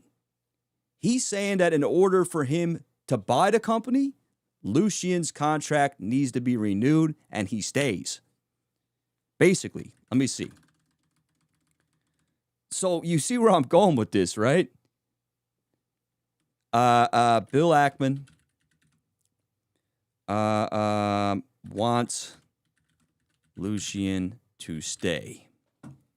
Ackman told investors today, we need the support. Ultimately, I think of Lucian and the management team, given what Grange personally stands to gain. Okay, wait. Let me see. Because here's the thing, right? And they talked about it. They talked about how much Lucian made in 2024. It was something like 20 million, or it was even more. I got to look it up. It explained how Lucian's bonuses are set up. And the way that Lucian's bonuses are set up is he's got like a couple milestones he's got to hit, and it's all tied to the stock price, right? So if he can get UMG stock to, say it's like $50, okay, good job, Lucian. Here's 20 mil for doing that. And then the next one up, if he can get to $75, okay, Lucian, here's another 50 mil, right? Now, the thing is about Bill Ackman buying the company is the minute he buys the company, apparently the stock he's setting to a particular price, and the price that he sets it at is the price where Lucian is going to get a massive bonus immediately. If the deal goes through, Lucian gets crazy bread, right? So I want to show you Lucian Grange. Let's see. Let's see. UMG issues statement. Okay, this is the part right here. This is the part. I want to show you guys this. I never went over this with you. I was going to make a video about it because I thought it was pretty interesting. And even Lucian is saying, of course Lucian's saying he wants this guy to buy the company because they set it up from before. Bill Ackman told investors on Tuesday that he expects the overwhelming shareholder support from his $64 billion takeover, revealing that his first call before launching the bid was to UMG's largest shareholder, and that he proposed board chairman Michael Ontz dine with UMG chairman and CEO Sir Lucian Grange weeks before submitting the offer. So he's even saying here, he went and had dinner with Lucian. He went and had dinner with Lucian before he even proposed to buy the company. So let's continue. He does say more about on Grange, Ackman acknowledged, we need board approval from Universal Music. We need the support. Lucian encouraged us to send it in. It's something the company's going to take a hard look at. So, look, man, I got to do a video on this at some point before this goes through. I got a feeling they are going to get bought out unless the other owners fight back, like the other percentage of the ownership, right? Look, Ackman acknowledged that Grange's contract likely contains a change of control provision, but said he did not believe there were any other. So you guys want to know what a change of control provision is? Basically, say if I sign one of you guys to a record deal, right? And you're working for What's the Dirt, but then I sell What's the Dirt to Drake, and Drake buys What's the Dirt. Well, now it's a new owner. So a lot of times what's in the contract is if I sell to someone else and now someone else is running the company, then you got the option to renew the contract or leave. And that's what a change of control is.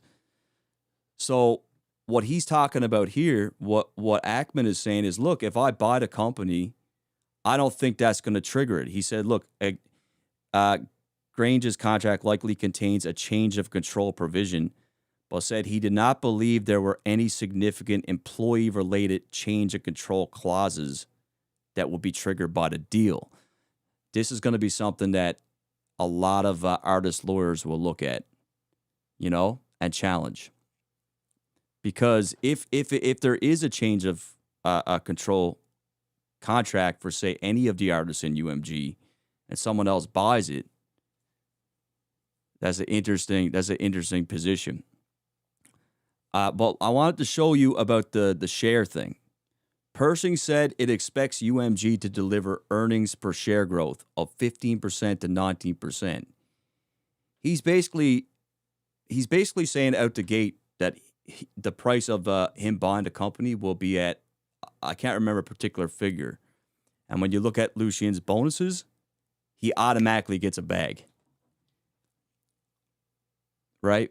Bro, we get it. Red, blue, green. Am I going off? Am I yapping? Let me look at the super chats. I kind of just went off on a tangent.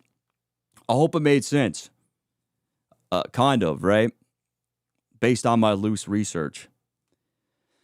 Drake's Iceman will be like MJ's Moonwalker film. I've heard that theory too, bro. I've heard that theory too. Very possible. So Nathaniel, I think that's why Ackman wants to acquire UMG. There's like a bigger fish to fry thing. 5 from Silent Treatment. I posted on Reddit that Drake should recreate Wayne's music video for Shine, or at least reference it, because Wayne is in a room surrounded by ice.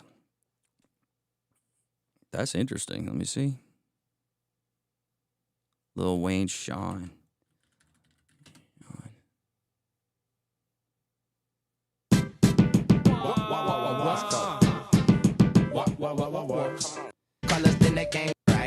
This is the exact same era that ice that I'm carrying all these carrots like I'm some kind of vegetarian. If they play out bad, yeah, he is. Is that ice? Yeah. Y'all already.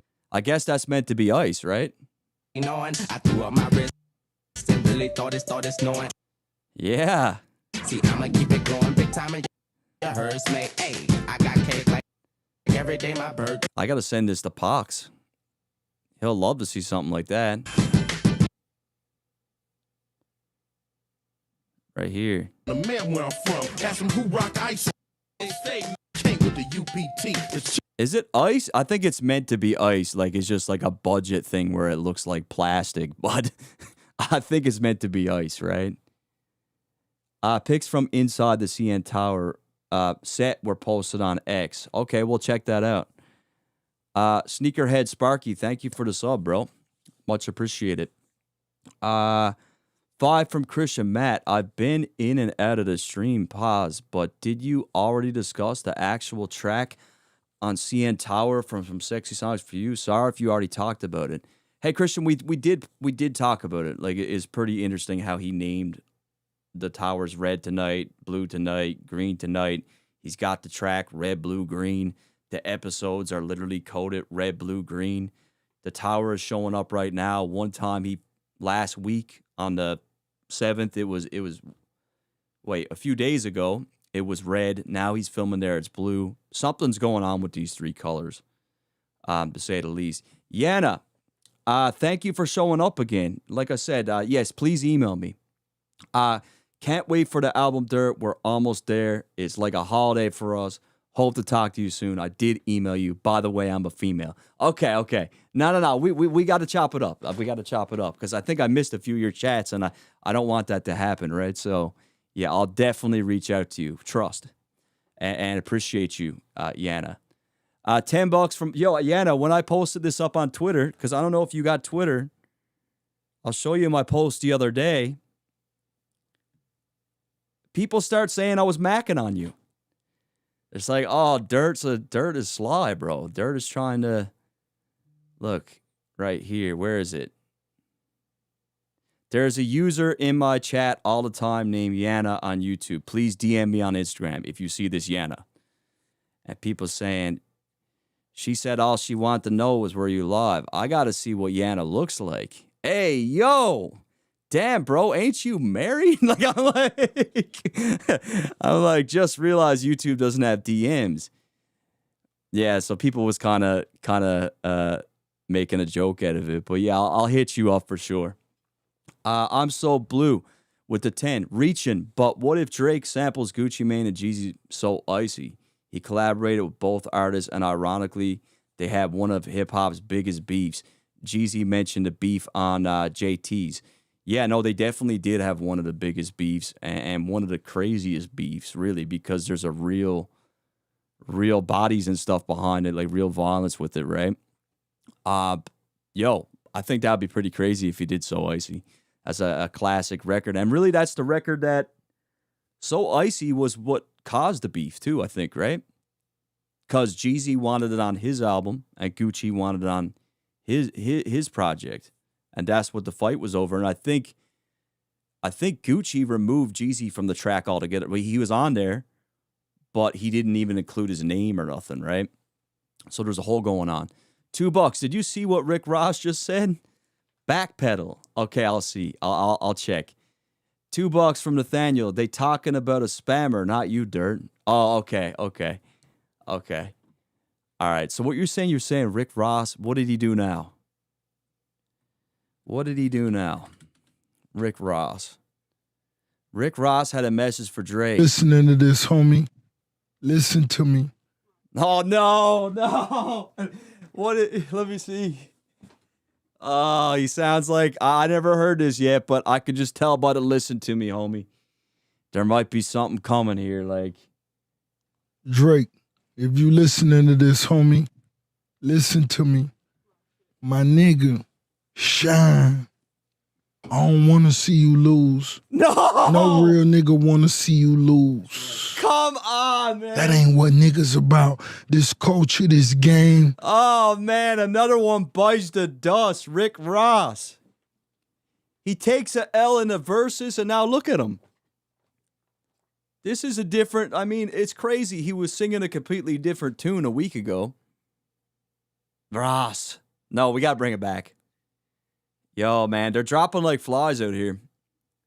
Like, I was expecting the media people to be backpedaling because we've been seeing a lot of that, but I didn't think we get the biggest boss doing this, man. Drake, if you listening to this, homie, listen to me. Oh, I can feel the pain in his voice, bro. He almost sounds like he's going to cry. My nigga, shine. I don't want to see you lose. No real nigga want to see you lose. Come on, bro. That ain't what niggas about. This culture, this game, this rap shit, this ain't what it's about. I don't want to see you lose. Real niggas just want to see real niggas shine together. He sounds like real he's crying. Niggas come up together. You understand? When I was the number one nigga in the rap game, I showed niggas love. When French was on fire, he showed niggas love. Drake. Wait, is he actually crying? This is fucking crazy, bro. It literally seems like he's crying. I feel like we got to zoom in. I thought I seen some tears. No, hold up 1 second. Those rose-tinted glasses don't fool me, Ross. If you listening to... I thought I seen something. Got to sharpen this image. This, homie, listen to me. No, this got to be AI. Is this AI? Is it AI? Hold on. Like, I got to actually go to the source. I can't trust Twitter. We got to actually check this out. This cannot be real, bro. This can't be real. Not the biggest boss, bro. Not the biggest boss. Come on. Oh, no. Oh, he's probably a little bit drunk after this too, right? Because it's the recap. So he might have had a few drinks. I got a feeling that Rick Ross is one of those emotional drunks, man. He gets a few drinks and he starts crying. He feeling himself right now. He got two records of top 10 radio right now. I need to come immerse myself in... No, okay, they're all loaded. They're drunk. Okay, let's go. Let's go. We got to just go Drake. We got to see where Drake comes up in this. Is this fake? Yeah, I don't think it's fake, man. Let me see. Okay, here we go, chat. Now, Ross. Oh, of course we got Ebro. All right, so Ebro, if this is real, Ebro, this is the last thing Ebro wanted to hear. He just wants to hear straight Drake hate. The internet will likely try to make something of you being like, hey, play that joint without the Drake vocals. I want y'all to sing along. Without Little Man. right? They gonna make some of it, but you constantly play your records that you collab with Drake on, and you encourage the fans to sing. Facts. So that's not trying to be messy. That's you trying to put on a show. Let me tell you some shit. Me being a boss, you gotta understand. This French Montana right here, this is my brother. Drake, if you listening to this, homie, listen to me. It's real, Chad. My It's nigga, real. Shine. I don't want to see you lose. It's not no fake, real Chad. nigga want to see you lose. Chat, stop saying it's fake because it's fucking real. This is the real. This is YouTube, Apple Music. Ross he's emotional, man. I gotta see Ebro's response to this. This is. Let me tell you some shit. Me being a boss, you gotta understand. This is ridiculous. This French Montana right here, this is my brother. Drake, if you listening to this, homie, listen to me. My nigga, shine. I don't want to see you lose. No real nigga want to see you lose. This is insane. That ain't what niggas about. This culture, this game, this rap shit, this ain't what it's about. I don't want to see you lose. Real niggas just want to see real niggas shine together. Real niggas come up together. You understand? When I was the #1 nigga in the rap game. Bro, he's taking this loss pretty hard, eh? I show niggas love. When French was on fire, he showed niggas love. When other niggas Hold get on their now. turn. We still on fire? No. French is like, don't talk to me, man. Me and Max B we got a joint going right now. You know, like don't lump us all in this conversation. French was on fire, he showed niggas love. When other niggas Hold get on their now. turn. We still on fire? No, don't get it fucked up. I said it tonight. I said something tonight and it touched me because I said it. Yeah. I said, damn, I signed a 6-album contract for a $30,000 advance. That's crazy. I flew in on a $50 million jet. We never complained. We never cried. Never. We hustled our way out of any situation we was in. 1,000,000%. He's crying, bro. Like, he's actually crazy emotional here. This is fucking crazy, bro. Canada is up, man. This is the year of the fucking Maple Leaf, man. They got to bow down to greatness. Like, this is amazing. This is amazing. You understand? 1,000,000%. Nigga don't hate on no nigga. And when I said that on stage, my nigga, I let DJ Nasty call that shit out. Whatever we gonna do, DJ Nasty, you let me know. Okay, we doing Aston Martin minus the Drake vocals. And when I said that, my nigga, wherever homie at, look, Montana still fuck with you on 1,000. Yeah, shout out to Drake. Listen to me. It's all love. Montana done came to me and nigga, we done had conversations. Nigga, listen. We ain't on no I'm not on no disrespectful shit. Montana, a real nigga. Ricky Rose, you know me. You know I love to be disrespectful. That's what I am. But my nigga, listen, it's deeper than Bro, this guy's fucking 2 sheets to the wind. He's hammered. rap. It's deeper than rap, homie. This the first. Snowy P. Oh, look. I need everyone to stop saying it's fake. Okay? I need everyone to stop saying it's fake because, look, I'm going to show people again. This is YouTube. This is the interface. This is my channel, okay? This is Apple Music. This is Rick Ross. This is real, bro. First time I said this, man, take a fuck with This you. is the year of Toronto, man. the Year long to way. 6. You understand? Ain't no funny shit on this side. It's 1,000. And when I play records, I perform records, my nigga, Ricky Rose was the biggest nigga in the game, nigga. I had motherfucking John Legend and all the biggest niggas in the game on speed dial, ready to do albums with me.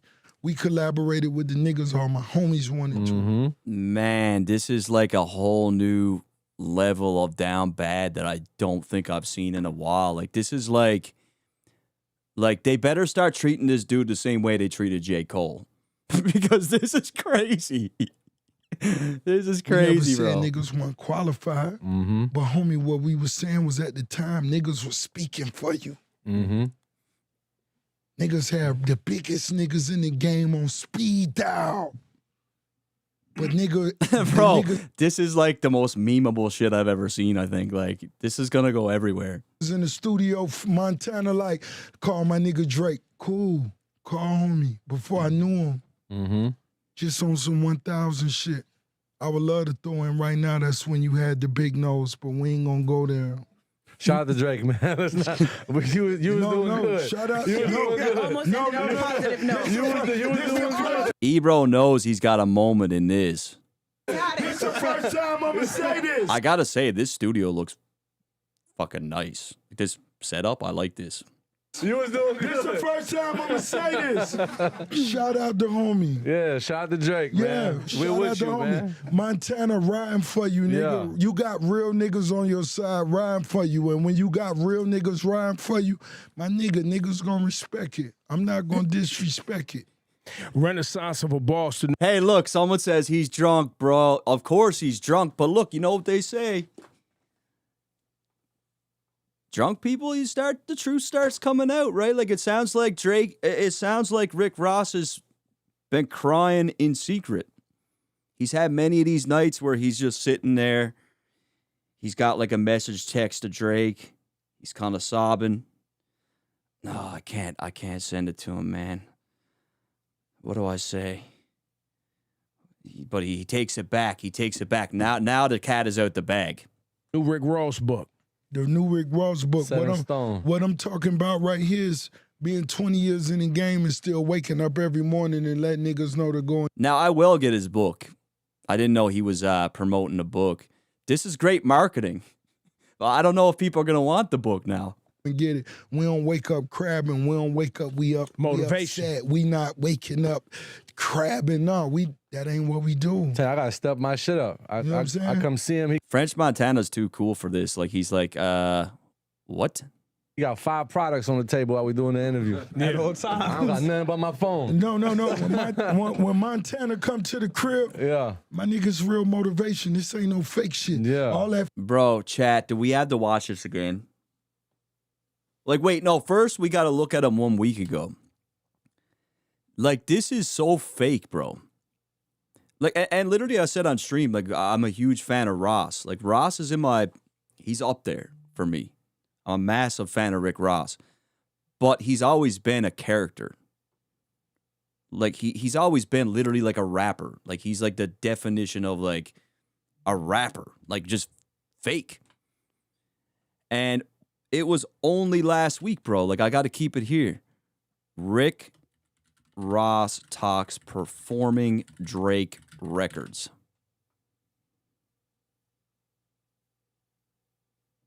If he'll play 1 day ago. This was 1 day ago. We needed Ross on Iceman, though. I can't lie. Like, in the eventual future, because you have too many classics to stay scheming. Okay, we got to get Drake here. 1 second. This was 1 day ago, bro. Was it really only 1 day ago that he talked about this? Let me see. Keep going. You and French. Okay, let's go. You and French both share a lot of songs with the boy Drake. Are you letting those Drake features ring? What is the stance there? Where are we going with that one? I like that. If I do, I'm a minus his vocals. you gonna turn the boy down? No. If y'all want to sing it, you sing it. You know what I'm saying?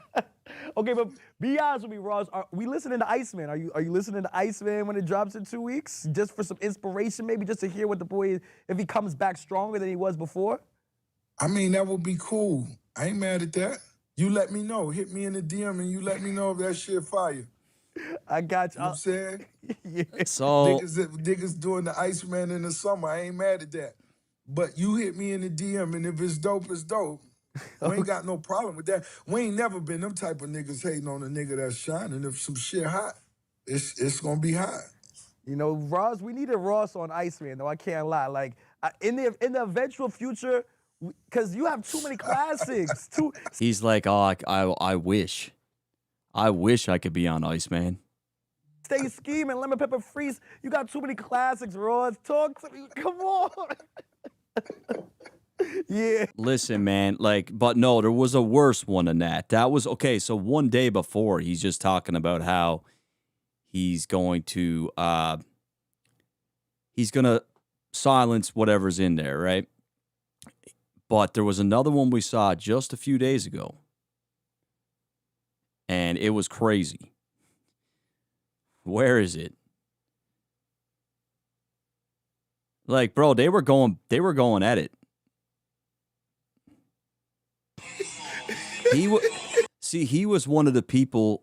He's one of the people that Drake's been talking about, though, right? Like, because he was one of the people that seemed like he couldn't wait for the industry to turn on Drake. Like, he always had this animosity. He always had this jealousy. He always wanted Drake to get his head cut off because he was one of the first people to pounce on it. Pause.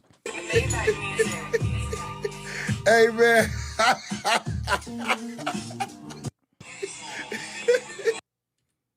Oh, yeah, and then he put his diss out. But, yo, we gotta, like, there's one. Do you guys know which one I'm talking about? He's, like, telling Drake Drake needs help or something.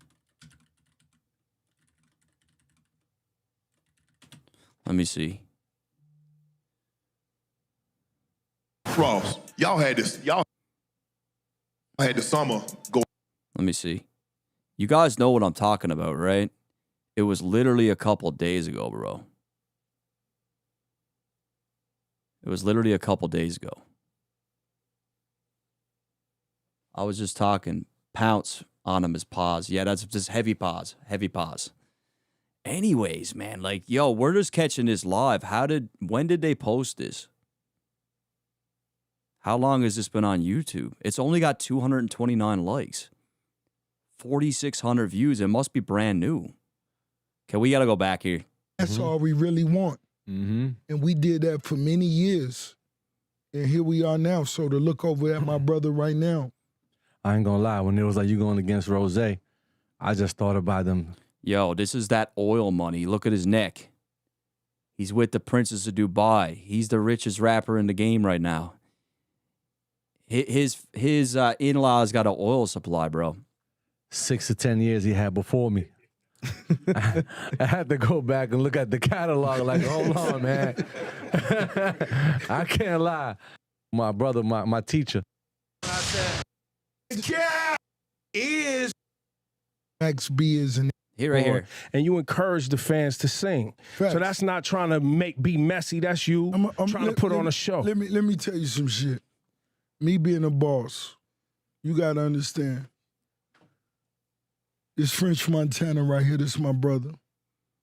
Drake, if you listening to this, homie, listen to me. My nigga, shine. I don't want to see you lose. No real nigga want to see you lose. Another one bites the dust, man. He's going out fucking sad. Like, this is emotional. This is pathetic. This is desperate. I don't even know what else to call it. But I hope Drake looks at this and laughs his ass off. And I guarantee all the people in OVO are watching this and they're laughing. Because look, him and Drake had a couple fallouts before. I don't think he's going to get a chance to get into the door again. I don't think he's getting that chance again. I think Drake is looking at this and he's laughing. He's laughing and he's saying, I knew this day would come. He knew this would happen. Just like all the other dudes. The only person I feel like out of all those dudes that went at Drake that aren't going to act like this is Kendrick. You'll never see Kendrick do this. It's up for him for life. I genuinely think he hates Drake. But for these clout chasers and haters and serpents, this is what you're going to get. Yeah, 50 might just... Look, I think 50 probably will... 50 probably is going to talk about this if he didn't already. That ain't what niggas about. This culture, this game, this rap shit, this ain't what it's about. I don't want to see you lose. Real niggas just want to see real niggas shine together. Real niggas come up together. You understand? When I was the number one nigga in the rap game, I showed niggas love. When French was on fire, he showed niggas love. When other niggas Hold on now, we still on fire. French is like, what are you talking about, man? Like, I got a hit record out right now. Ross put a record out recently and is not doing anything. And look, like I talked about, man, Larry Jackson probably tapped this guy on the fucking on the shoulder and said, "Look, man, we're under Gamma. Drake is going to be Gamma royalty. I have a feeling Drake's going to be doing business with Gamma. Like I said, I don't think he's going back. French is signed to Gamma, but so is Ross. And Gamma Records artist. Yeah, we got Usher, Rick Ross, Snoop, Sexy Red, French Montana, Mariah Carey, Willow, Four Bats, Northwest, who just put an album out too, right? It distributes Death Row Records, Convict Culture, which is that's Akon's label, right? I think that's Akon, right? Yeah, that's Akon. And then Yeezy. So they're growing. And I think they want the boy, and I think Larry Jackson's willing to, if Drake don't already owe a piece of it, I don't know. No. Don't get it fucked up.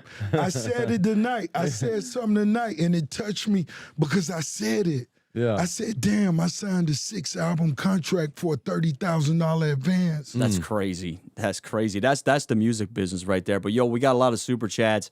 I want to see some funny shit about Ross right now, man. Entertain me. I gotta read the chat because I know you guys are going crazy. We just caught this in real time. I'm going to have to clip this. Right? They talking about a spammer dirt, not you. Shout out to Anthony Martinez for the sub. Drake might sample Hate It or Love It by the game. That would be crazy. No, I don't think he would sample that because Dre made that. I'm pretty sure that's a Dre beat.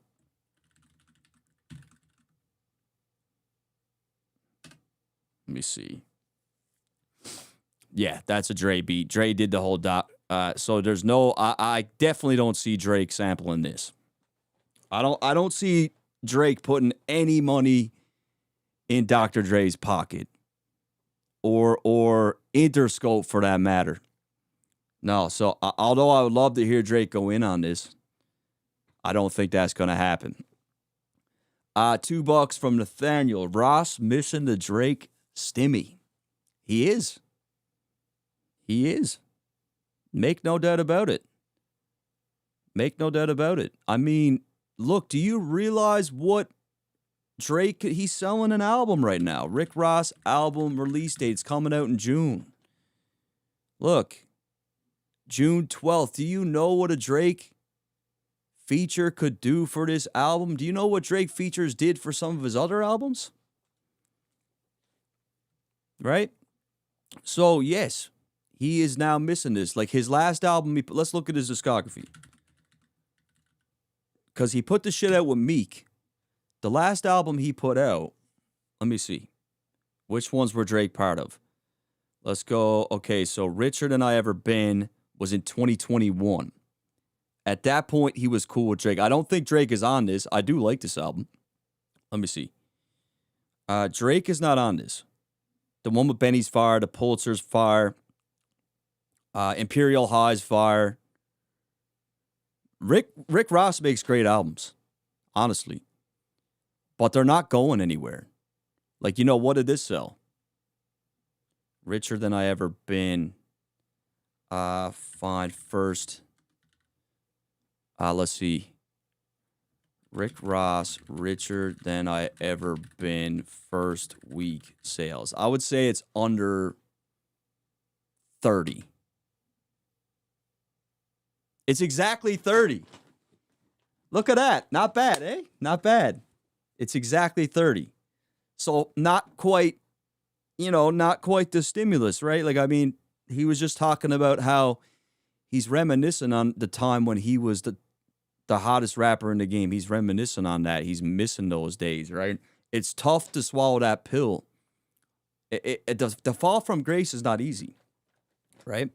So he did Rather You Than Me. This was the record where he kind of apologized to Drake, or he talks about how he wished Drake and Meek didn't battle. Remember, it was the record. Let me play it. Remember, he goes, I told Meek not to trust Nicki. Instead of beefing with your dog, just give him some distance. Rick Ross, what's it called? Apple of My Eye? Fire record, too. Fire record. Just being somebody that the neighborhood respects. Yo, we got to play this, actually. No, we can't be fucking with Ross right now. Ross is a pussy. Hold on. I just want to find that one part. Actually I think he goes in on Birdman on this too. If it's not this one, it's another one. So this was kind of him planting another seed of wanting to be cool with Drake again. He's basically, playing the card to I didn't even want this beef to go down. I told Meek not to do it, more or less. Don't trust Nicki. Don't beef with your dog, right? And this was in 2017. And then I think a year later after this, they worked together. Drake and Rick Ross, Money in the Grave. Was Money in the Grave the first one that they did? 2019, I was right, see? So is a track, Toronto rappers, Rick Ross. So I think this was the first one that they did back again. And even Drake talks about Lyra Galore on this, right? Does he talk about Lyra Galore on that one? Because the thing is, Drake and him both smashed the same chick. I think Drake was fucking her first, and then Rick Ross put a ring on her finger after a couple weeks of knowing her, and then the next week they were broke up. But I think Drake at one point mentioned that on the exact same track as Ross, right? So I'm just kind of going over the history here of their beef.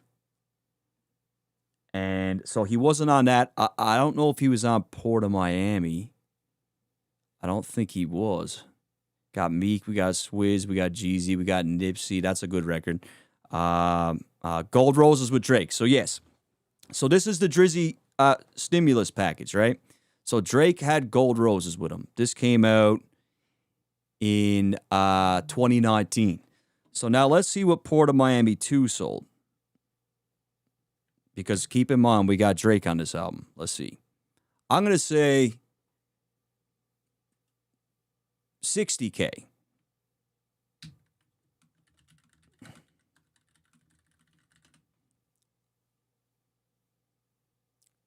$80,000. He sold 80,000 the first week, right? So just think about that now. You got the Drake record on it, 80,000. And then 2 years later, you drop an album and it gets 30. Now he's selling another one. But he's beef with Drake again now. So, of course, he's simping because a Drake record will do wonders for that project. And now he's crying about who he used to be and looking pathetic, if you ask me. Looking pathetic. Someone in the chat, let me see, Ross missing the Drake stimmy. So, yeah, Nathaniel. That triggered that conversation. Thank you. 5 from Nathaniel again. Thank you, bro. Someone in the chat mentioned in Drake episode 2 post on Central C Slide, it kind of says Drake clone. Did you see that? No, I didn't see that. You say from Central C.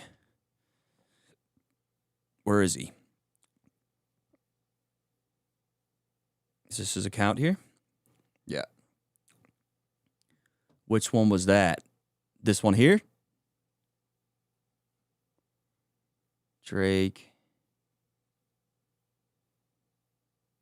I don't see that. I'm not seeing that. Wow, 5146 from the Snowball Prize. No doubt. Thank you very much. All these dudes are backpedaling. They're pathetic. Tell them to kiss the ring. Man, we gotta play some devious Drake track right now, man. What are we doing? I think we're gonna have to play No Face right now. I think we're gonna have to play No Face for this Rick Ross situation. Look, I know that Drake felt look, these guys are all gonna come crawling back. I hope to God Drake never accepts his apology. I love Drake and Ross music, but the way that he just did that, It's like, wow, bro. I gotta know. Drake's coming with this energy on ice, man. He's saying fuck all these dudes.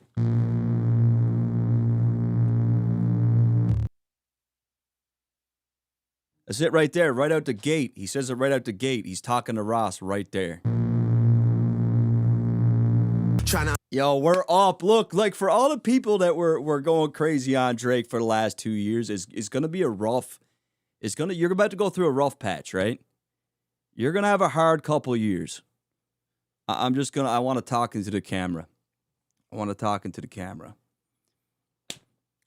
For all of you who have been hating on Drake for the last couple years, you're about to have a couple bad years. Some bad years are to come. It's going to be tough, but you're going to have to live with it because the boy's here to stay. Canada's up. Well, look, man, I don't know what to say about that.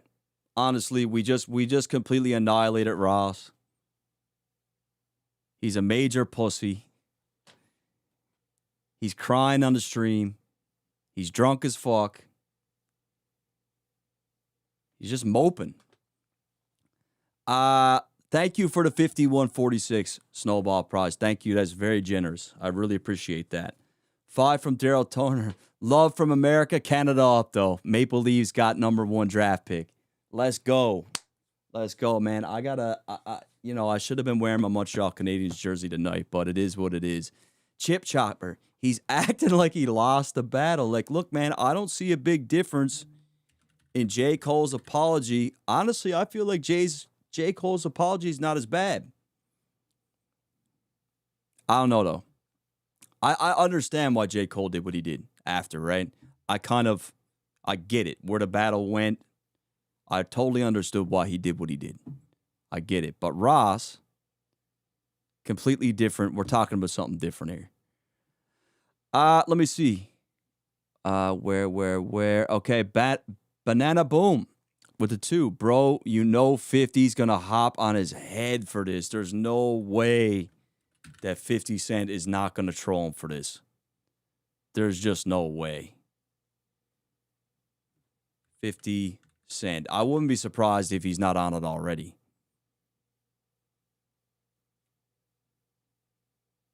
Not yet. It's coming, though. There's no way he's gonna kick him. He's gonna kick him while he's down. $2 from Easy Money Sniper. Thank you. Gold Roses is their best Drake. Snaps. Yeah, Gold Roses fire. I don't know what my favorite track is, Bomb. It's up there. It's up there. $2 from Mr. Chronicles. Rick Ross, you done up, brother. Laugh my fucking posted this clip. What's crazy is we all thought it was fake. We were like, there's no way this is real. There's no way that Rick Ross is doing this. Like, after a while, I thought it was AI, but nope. 368 from Darth Dirt. How you feel about the results of the verses with French? I can't give my opinion on it because I didn't watch it all. My intern posted something today. Shout out to Birdie. Let me see here. And he posted the track list and the rankings of it, right? And I'm looking at Ross's fucking lineup, bro. Like, Ross got a crazy lineup. I'm not sure why he did I'm Not a Star twice. He did I'm Not a Star here and here. But Devil is a Lie, banger. Don't know how that lost to Work. I don't know, though. Work is pretty hard, too, though. It really depends. Like, it just goes to show that when it comes to a verses and being in those elements, you know what I mean, where you got to get the crowd moving, it's not all about your track list, And we saw that with the locks and shit, too, right, where performance is huge. And I didn't watch it all, but, like, going through this track list, I would assume that Ross would have smoked him. But, I got to watch it. I thought there's no way in hell that French Montana would even be close to Rick Ross. Got to play Tuscan Leather. No doubt, eh? Darth, yeah. You know, when the day that Drake followed me, I actually was cruising around with that on. I was like really feeling myself. Drake's Iceman episode 2, Central C Slide. Okay. Drake's episode 2 Iceman post. Okay. Let me look. Let me look at that. Let's see. Drake. Iceman episode 2.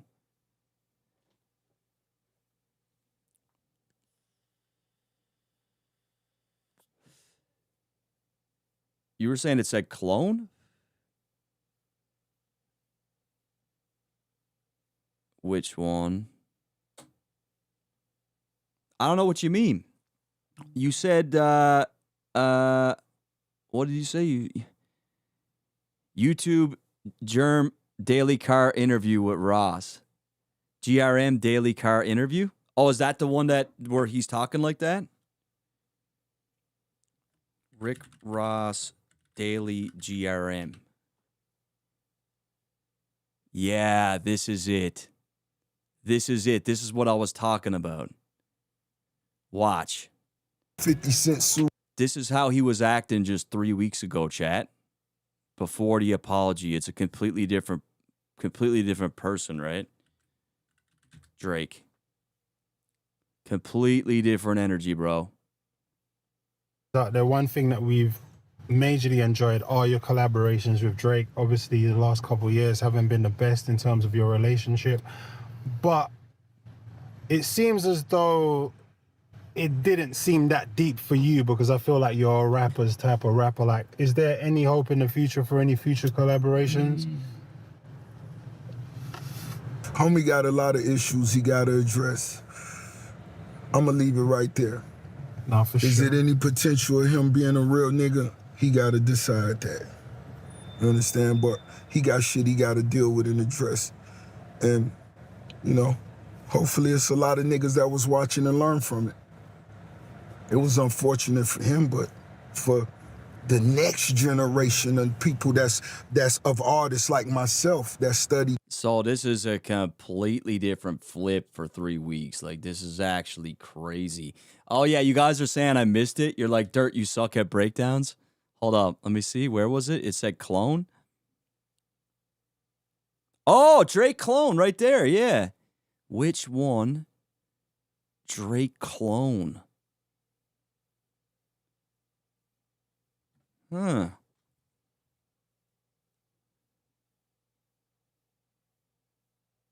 That's interesting. Drake clone.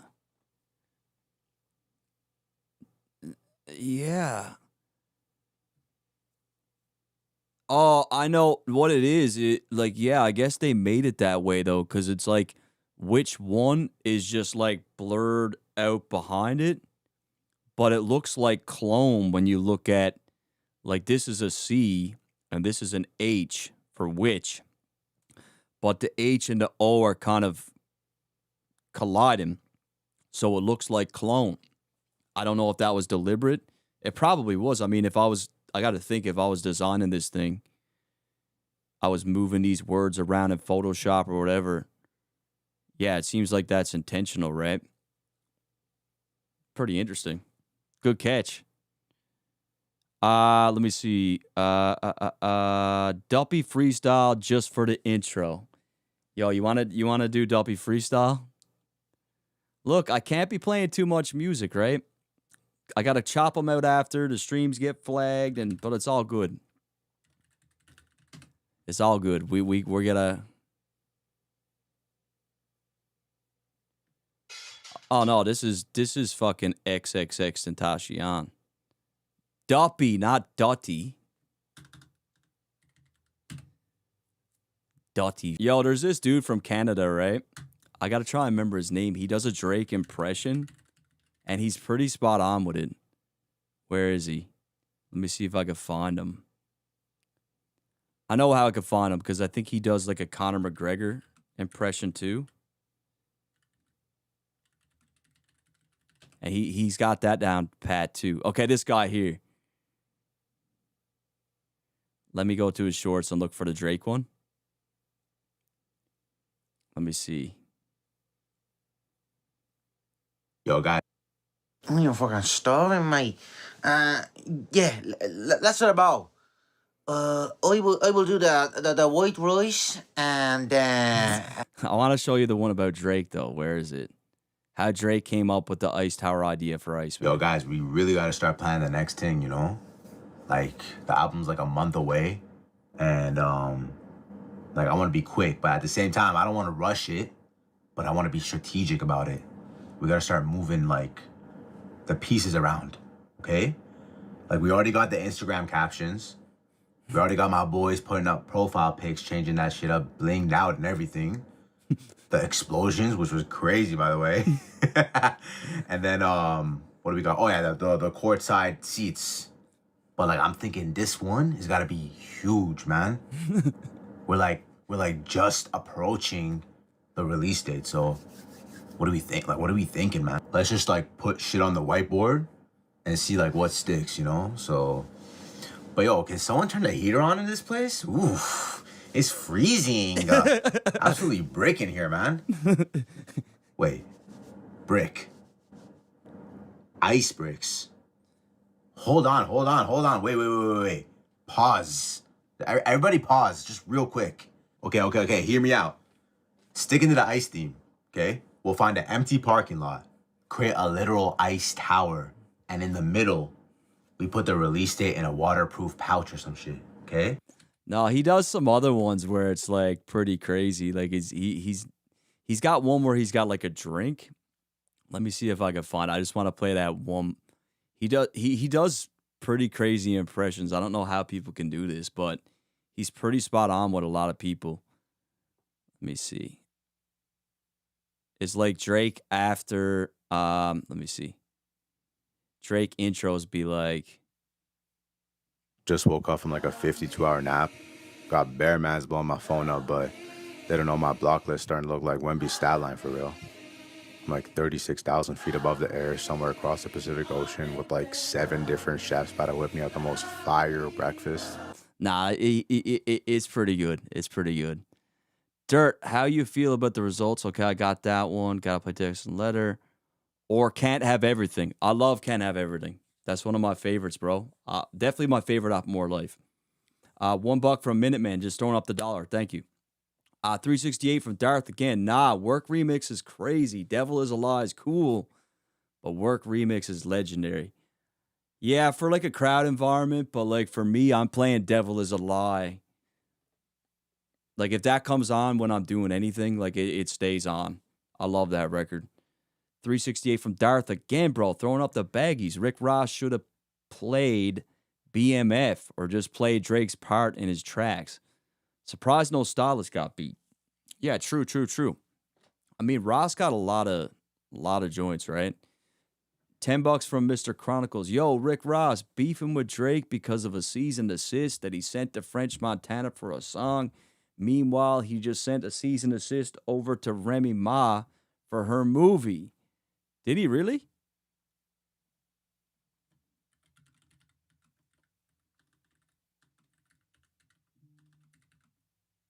What?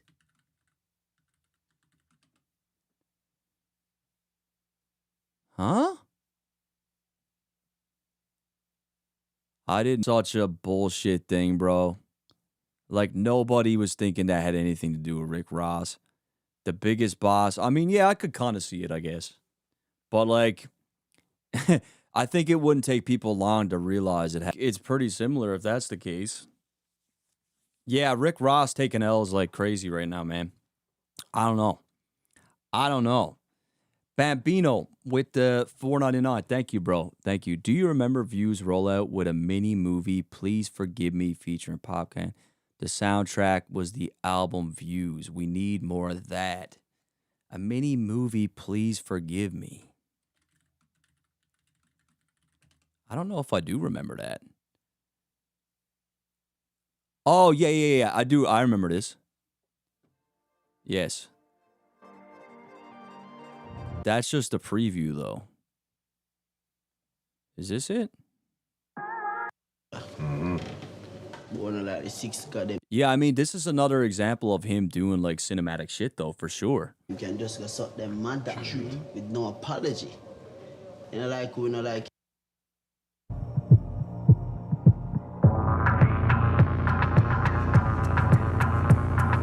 Like, you're crazy, man.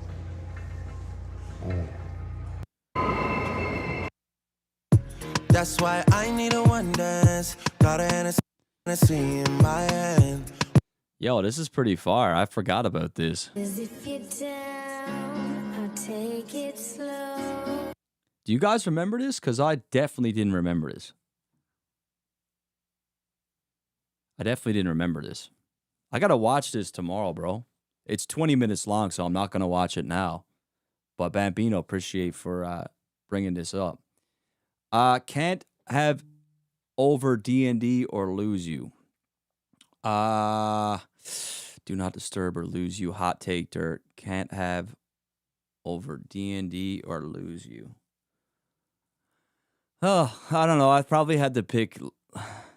I had to pick Do Not Disturb, I think, bro. Out of those three. Do Not Disturb is hard. I think it's one of his best tracks. Still can't believe Views came out 10 years ago.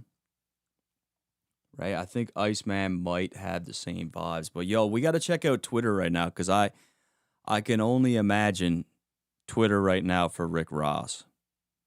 And you know what? You know what, though? It's not going to be that bad for him because it's only going to be the Drake fans because there's always a double standard. Like, most people aren't going to clown him at all because it's not Drake.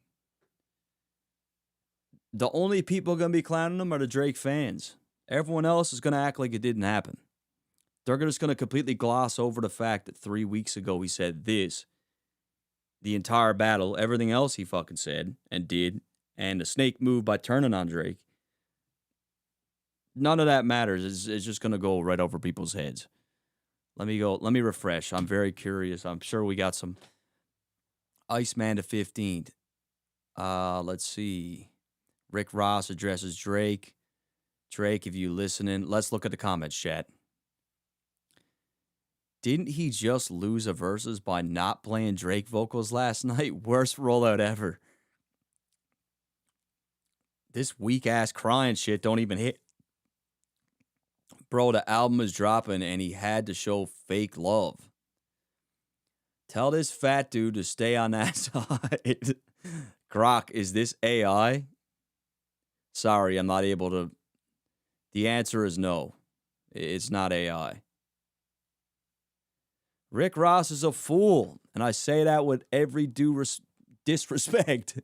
The way he made statements about Drake, you would think Drake was some sort of up-and-coming rapper or something. You're the one who should be worried about failing. Your last album flopped and had no charting singles. Why is everyone changing their tune the week Iceman come out? Everyone needs to keep the same energy they had the last 2 years. Facts. Laughing my ass off. Facts. From white boy to homie. Yeah, from white boy to homie, eh? That was it took 2 years for him to switch up. Judgment Day is getting close. He's trying to get right in with the sixth god, no doubt. I think they can reconcile and make it up. It wasn't that serious because I understand what Drake did for them, and to be mad, it made complete sense. He didn't want Metro to make any money off his name on a track with French. No, I disagree. I think that they had one too many fallings out at this point. And like the fact that he really attacked Drake when he was at his most vulnerable place. Like the time when it's like, if you really did care about Drake and like fuck the French stuff, like he's about to go into this war. He needed people like Ross to be like, you know what, bro, like fuck all that. I'm riding with you. You're my guy. I don't forget all the shit we did together. That's what he was supposed to do. Instead, he used it as a moment to propel himself, get his name out there for clout, and he dissed him. He's got to live with that. I hope Drake never does a record with him. I was saying the same thing. I was saying, I said it many times. I feel like Drake and Ross didn't have anything too crazy happen. But I didn't expect him to do it this way. he needed to go to Drake behind the scenes and do this behind the scenes, right? This is some bitch shit.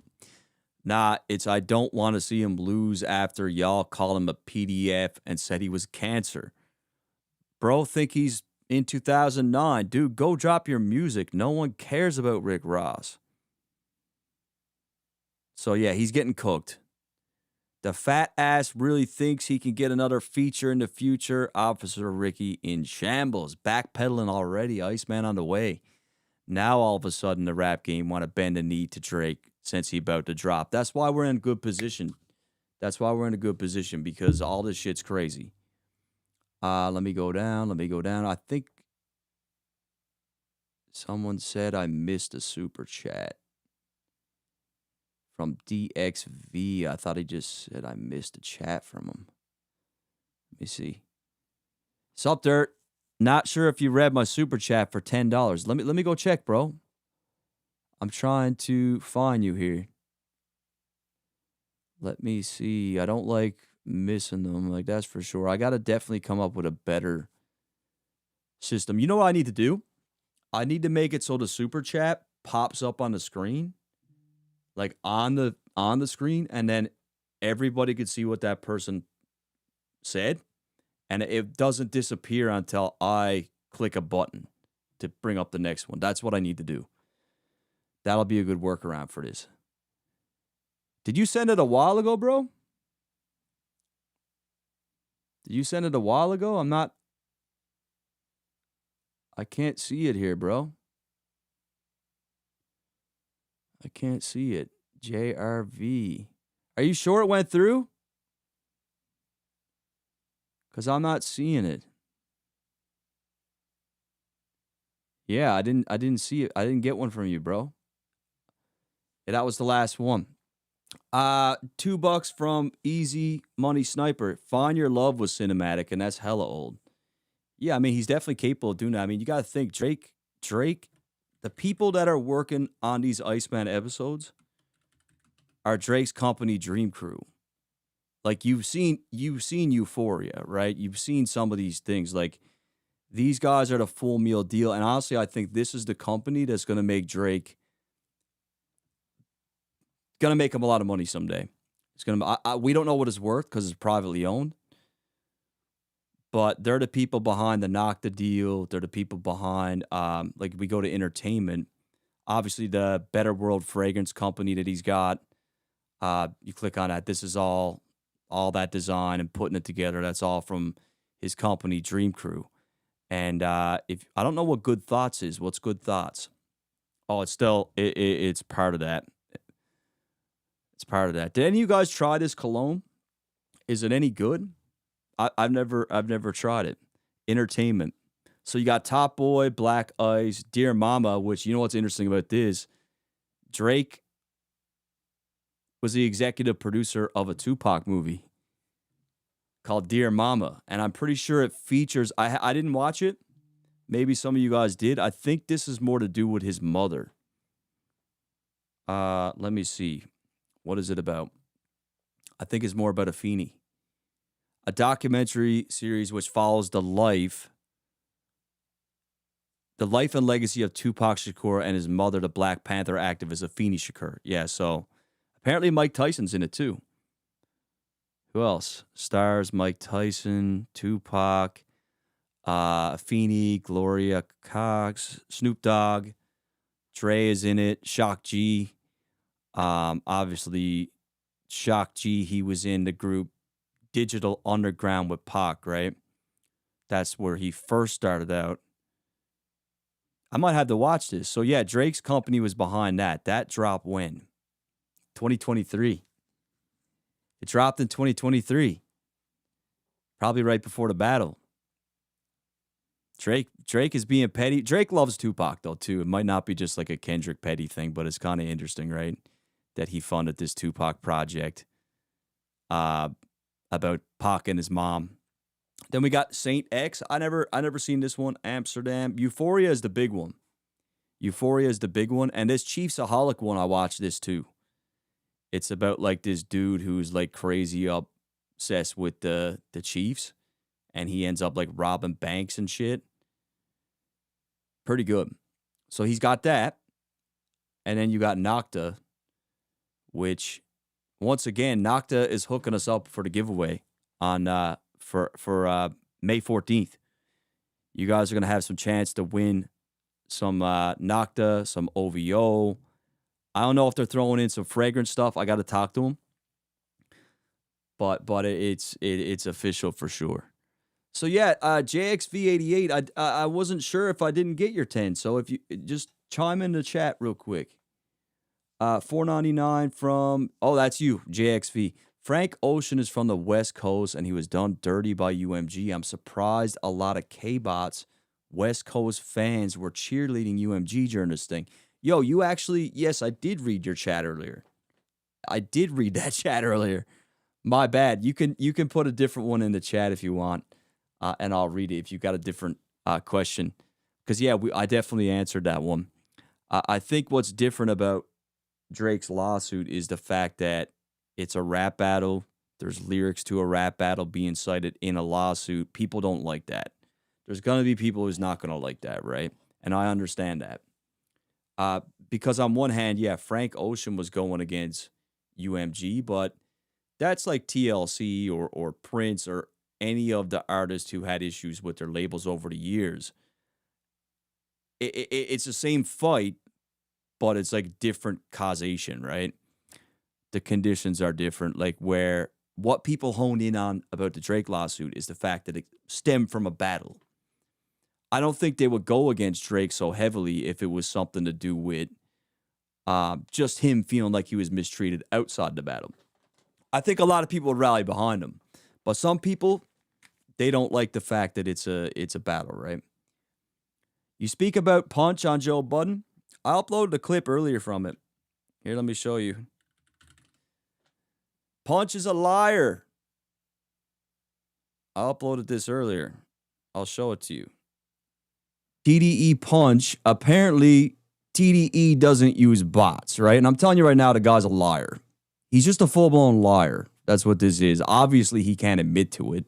Simple as that. It's just straight up lies, right? Like, it reminds me of when, you know, when The Rock will get asked, like, if he uses steroids, and he'll be like, nah, man, like, I wouldn't even know what to do with that, you know? Like, it's just hard work, bro. Like, I just switched proteins. Doechii just took a bit of creatine, that's all. You know what we need? We need one of those, like, body language experts, like, you know, the people that can analyze people and tell if they're lying, because, like, I'm no expert, but I could have sworn his, like, left eye started to twitch a bit. He kind of started to glitch out. We almost had him. Yeah, So, yeah, like, does that answer your question? I think he's a liar. In fact, I know he's a liar. Like, it's just so obvious that Doechii was inflated. Like, is there anyone really in 2026 that actually believe her numbers were legit? And then I'll get people in the comments being like, oh, well, like, the shows are packed. The stadiums are packed. Well, yeah, there's a huge difference in 40,000 people at a show and hundreds of millions of people. Those are two very different things. I'm not saying that they don't have fans. I don't think anyone's saying that they don't have fans. I'm saying that the way that they were inflated was so disproportionate that even people like my girlfriend is like, what's going on with this Doechii chick? And she doesn't even care about that stuff. Even she was like, this is kind of weird. So yeah, like let's listen to what he said. Because I don't think Joe asked the question properly. He asked it in a way that he could finagle out of, right? Joe Budden, TDE Punch. I call him TDE Lunch. I'm going to take it a step even further than what y'all saying. Not only do I not care that he used bots, but I knew he did. Like, this is Joe. Oh, yeah, this is Joe from before. Joe was like, I knew he used bots. Man. This is from the battle. Like, this is just after the battle, right? Not only do I not care that he used bots, but I knew he did. Okay. Cool. What else is there to Y'all didn't know that Kendrick used bots? No, and I You didn't thought care. that this was just the first time miraculously that a Drake record ever had more dislikes than likes, or you didn't know that that was bots? Bots, to me, was a part of how you win the war versus Drake. Yeah, this new age war. Hey, Yeah. if you didn't do it, The battle in real life and in the Matrix. So this is Joe around 2 years ago, right? Now he's literally assing him. Have you ever? Lies. His favorite month of the year is July, cause he's July. Do you? What? Oh, come on, man. Now look, he might not. No, he knows, man. Like, look, how long? Like, this guy's been in the industry for how long now? Come on, man. Then and look, like what? Like, you know, what is say Doechie's situation? Like, she drops music under TDE. But, like, is she also under Interscope as well? She's under Capital. Okay, so here's the thing. It is possible that, you know, he would know. He would know. He would know. He would definitely know. He owns the record label, bro. He would definitely know. Like, there's not a world where they're turning music in to Capital and they're doing whatever they do with it, or like people are working on those records from Capital where the owner of the label, like if anyone's gonna be juicing the numbers, they're gonna know, like the owner's gonna know, right? And that goes for Instagram posts and everything. They're gonna know. Tricks. I'm gonna take it a step even further than what. Okay, so that was the letters talked about, though. That's really stupid. Like, SZA's obviously used bots. Doechii, I don't know about Isaiah Rashad. I don't know what his shit's doing. Baby Keem seemed to be pretty clean. I feel like post-battle with the crackdown, they're probably not doing it as much. But, boy, like for a bit there, man, it was out of hand. It was out of hand. About exactly what Ice is going to talk about here. Like, Young Thug was like, yo, we're getting that number one spot. You know, like, get the bot, get that guy, right? And it's crazy because the guy that he was talking about was literally Kojo, because Kojo worked for 300. He came up under 300.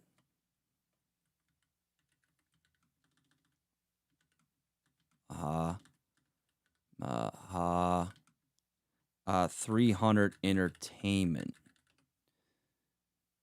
This is who he came up under. This is probably him right here, is it? No, that's not him. That's not him.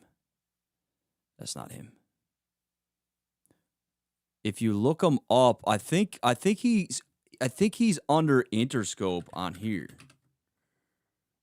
On his LinkedIn.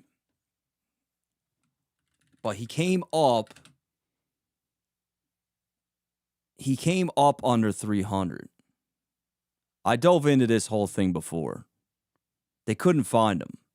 What I was told was that he was traveling with Kendrick and that he's Kendrick's full-time, like he's basically with PG Lang at this point. But obviously he's working with other people too, right? But apparently he's the best in the business for this shit. It's interesting because even on his Instagram, and this is why I think we got to find his Instagram, because there's a picture of him and Drake. Kojo.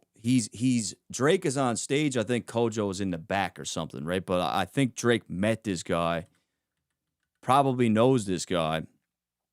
And I think that's probably why he Interscope Instagram. We got to try and find him. This is not him. This is definitely not him. Nah, that's not him, man. I think maybe he went private, unless this is it right here. No, that's not him. I would have to look. It took me a while to find it. But there was a picture with him in it, and Drake is like on the stage or like they're beside each other. Pretty crazy. Let me see. Kendrick lost streams and Doechii lost streams and TDE lied. It's obvious. It's obvious. 735 from Darth again. Thank you, bro, for the continuous super chat. Anxiety was a nostalgia grab, and it didn't hit. I can't say it didn't hit because it went fucking crazy, bro. It went crazy. They sampled that Goche thing. Anxiety. What does it have on here? Now, obviously, a lot of these are bots too, right? Anxiety, Doechii. So we can't really trust the numbers. 69 million. It's probably got like, I don't know. It was still a big record. And it is probably up there with one of the most annoying songs that, like, it got to the point, you know, when they play records over and over again and you get sick of them. But there's a difference of getting sick of a record and really, like, wanting to shoot yourself in the head anytime it's on. And that's what this track did to me. Because I'll be lying in bed with my girl and she's on TikTok, and every couple seconds you're hearing that. And it was just brutal. Now it's gone, thank God. Thank God. 1 million likes. 71,000 comments for 69 million. You probably want a discount. Now, this is interesting, right? If you look at the comments, because if it's that big of a record, look how many comments it got in one day, all right? In one day, it got 1, 2, 3, 4, 5, 6, 7, 8 comments in one day for a 69 million views video. Now, let me see one of my videos. Let me see my 10 million views video. Mine probably don't have any likes on it. Let me see. Videos. Go down, go down, go down, go down. Go down. Kendrick versus Drake. Okay, so this got 10 mil on it, right? The 2013 BET. Let's go new. It's got 17,439 comments for 10 million. What did hers have? But what's more important is like how many comments did it get in the last little bit? Okay, so my comments only 3 days, 4 days. I guess that's not a good indicator. It might not be a good indicator. I was just trying to test something. Yeah, so she got 70 mil with 70,000 comments. So it's like, yeah, 10,000 comments for every 10 mil. Really? 10,000 comments for every 10 mil. Yeah, that's pretty close to mine, though. Pretty close. Play Ice Tray. Migos featuring Yachty. Ice Tray the game. Ice Tray the game. They dissed Joe Budden on that. I can't keep playing music, though, man. I'm going to have to remove all these after, right? 10 mil organic? Yeah, that was from the beef. They're all 100% organic. I would never, ever buy bots for my YouTube videos because it hurts them. It hurts them. Like, you can buy them pretty easy. Watch YouTube buy views. Buy YouTube views. And the thing is with YouTube is I think they remove them too. Like, they're pretty good at finding what's real and what's not. But it's terrible for your channel if you do it. You'll sink your channel quick. So you could get 5,000 high quality views for $30. They're not high quality. Like, there's nothing, you know. You could do it though. Is Kendrick organic? No, well, Not Like Us is not organic, right? Kendrick used bots in the battle for sure. What else is on the timeline? What are people saying about this video, actually, that I posted? Just in, TD. Oh, I bet y'all might be getting cooked. Let's see. Recent. Source, a white unaffiliated guy on the most lied-on platform. You're the last person to speak on dishonesty. Even K-bots admit they bot. Bro, Complex not putting you on that list. Stop the cap. The bot allegations during the lawsuit were dropped because there was no evidence of bots. That's not why I got dropped. $5 from Nathaniel. Meet the Grams had 902,000 views, 34 minutes, but TDE doesn't know anything about bots? Post it in your community for the pick. Yeah, you know what's funny? You know Matt Babel, which is like the main, like Drake's main guy, right? He tagged me in something on IG. Let me see if I could find what he tagged me in. Oh man, this might be a little bit crazy to find. Let me see. Matt Babel. Yeah, I'll never find that, bro. People you follow. Here we go. Okay, this will be easier. No, maybe not. He tagged me in something about a guy talking about that. What you're talking about there. Meet the girl. I'll go on Twitter and see what you're saying. Let me see. Twitter. More.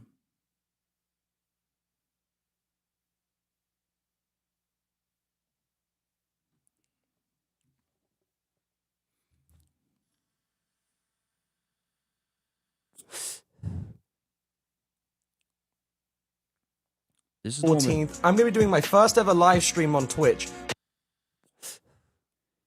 Let me see. Fuck TDE.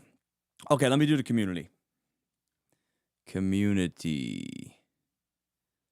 What's the dirt? I'll check the community.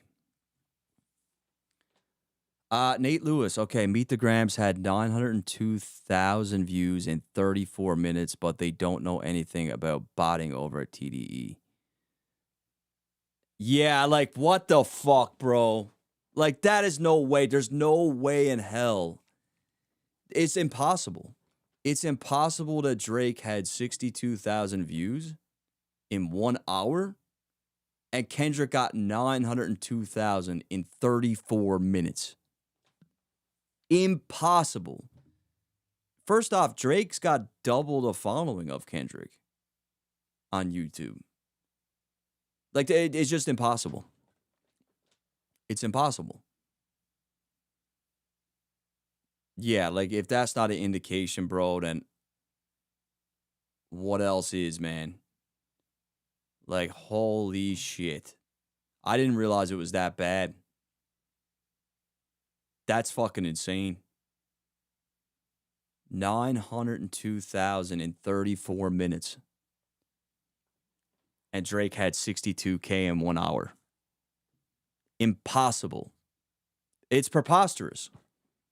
It is what it is. Preposterous.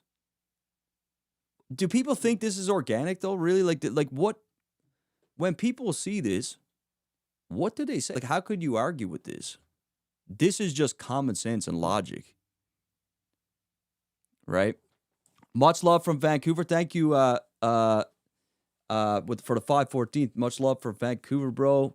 You've really elevated the hip hop space by saying positive things. Been a journey since the beef. Can't wait for 14. Same too, bro. Thank you, man. And thank you for the compliment. I appreciate you you supporting. 735 again from Darth. Kendrick lies on Meet the Grams and decides he won when he never responded to the Hard Part 6. I'll never understand. I've talked about it a million times, man. Like, Kendrick just, what he did was he needed to drop this record immediately after Family Matters because he knew if he didn't, if he waited, people will be saying like, yo, like, Kendrick, did you hit Whitney? Like, are you going to speak on this? Yo, Kendrick, what is Dave Free the kid? Like, he knew these things were coming. He knew Drake had crazy shit on him. So what he did was he crafted this dark, crazy record and lied on it to take away the power from that record. And he dropped it. He had it waiting. He had it waiting, right? This is the only thing he could have did because otherwise it would have turned on his head. If he had to wait a day to respond, people would have been like, he better talk about he better talk about what Drake is saying. Like, we need to know if this shit is true. Kendrick's going to have to speak on this. He didn't want that. He didn't want to have to speak on it. So he did this as like a deflection. And then he did things like, look, and this is the point when I did Family Matters and I realized, because I was breaking down the records and really looking into them as deep as you could go, really. And by the time I got Family Matters, I knew what happened. I knew exactly to play. Like I figured it out. Like I was like, okay, I know what happened here. And then on Meet the Grams, he uses like these terms like you're a body shamer, you're a narcissist, you're like, like it's just like crazy pandering shit that he did, and like he made up a fucking daughter, and it was crazy, bro. But very effective strategy. Very effective strategy. It worked. It worked. It worked. The lies worked. It was enough. It's like he looked at Pusha T and he was like, oh, that was pretty effective. Like, Drake he's like taking notes. He's going through Pusha. He's like, okay, Pusha T mentioned Adonis. Okay, make up illegitimate child. Okay. Joe Budden said this. Okay. What's on Twitter?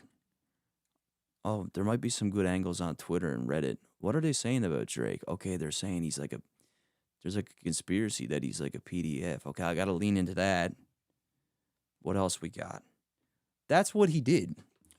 He and in many ways it was smart. 735 again from Darth. Thank you for the 10s, bro. Dear Adonis, I know I'm lying on your father. Let's be honest. Love you, Dirt. Doing great things for the community. Thank you so much for all the support, bro. Much appreciated. Don't go unnoticed, man. Thank you. I mean, this is how you write diss songs, though. No, exactly. Like, I'm not saying he was way more prepared for this battle than I think Drake was. I think Drake underestimated how much he hated him, and Kendrick was just someone that was stewing. And, like, while Drake was out fucking conquering the world, conquering every genre, dominating, Kendrick was sitting around twiddling his thumbs, stewing over Drake and how much he hates him. I mean, how much the guy was doing psychology classes probably because of Drake. Like, he had all the time in the world. He wasn't doing shit. He was writing diss tracks to Drake. Drake got bigger fish to fry, man. Drake is the top dog. Like, this is just facts. 5 from E with the bunch of underscores. Thank you, bro. Hey, Dirt, did you see Rick Ross waving the white flag on that Versus recap? Oh, man. Bro, we just went over it. It was the most pathetic, desperate display that I've ever seen. Like, it was pretty bad. I mean, Ross literally looked like he was crying or about to cry. His voice sounds like he's about to cry. It was pretty bad. He looks fucking crazy, honestly. You say Kendrick had the highest selling tour before Drake went out with J. Cole. Yeah, he had the Mr. Morale tour. I'm not saying that, look, Kendrick had Mr. Morale. It was his least successful project. It's a project that I loved from Kendrick. I like Mr. Morale. I got a t-shirt with Mr. Morale on it here in the house. I liked it, but it wasn't, he wasn't doing what he was doing on Damn, that's for sure. And yes, Kendrick can fill seats. There's no doubt about it, but Kendrick wasn't on the charts. Kendrick wasn't even being mentioned in hip hop at a particular point. After Mr. Morale, people were writing him off. A lot of people were saying, okay, like, this is a flop for Kendrick. Everyone was saying that it was a flop for Kendrick. Except for the Kendrick fans who were like, yo, it's got a message. Like, it's it's deep. It's introspective. Okay, sure. But still, if for Kendrick it was a flop. Can he still pack seats out? A lot of legacy artists can pack seats out. There's a lot of people. Ludacris could go on tour right now and do and pack seats. Of course, Kendrick's still Kendrick. He had he had Damn. He had Good Kid, Mad City. He had To Pimp a Butterfly. He had these projects. Yeah, he could sell seats. But the place he was in his career at Mr. Morale, in terms of music and the way it was looking, you can't even put him and Drake on the same place. Like, I'm pretty sure Drake was subbing him in a lot of ways, saying like, yo, like you fell off kind of thing. Called the Theory album. GMX was hard. This has nothing. GNX was the worst Kenny album. Even his fans said it. I thought it was funny because his fans at first were like, oh, this is not really the real album. This is just like the new album's coming tomorrow. This is just a teaser.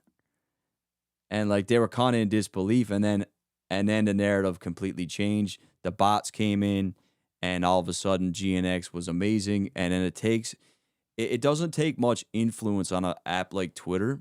Like what a lot of people do is they just like to be on the bandwagon, right? They want to just roll whatever's popular mostly.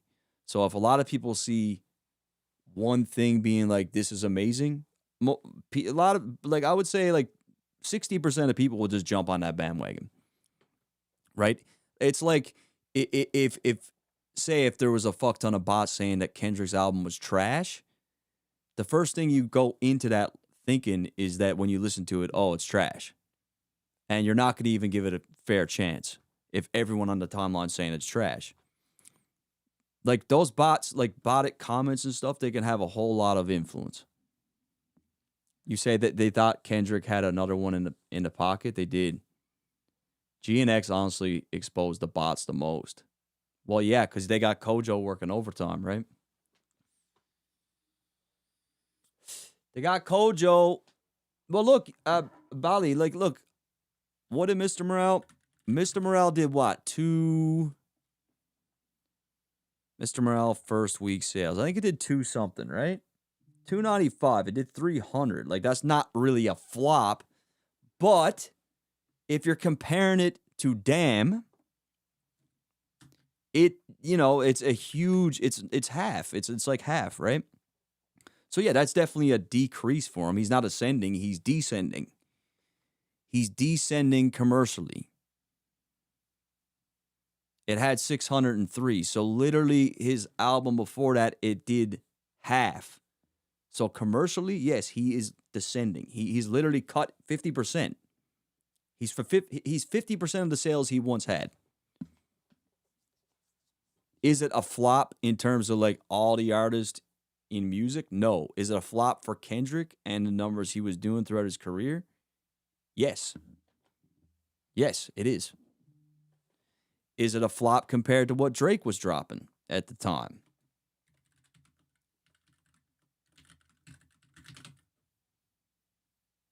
Yes. Yes.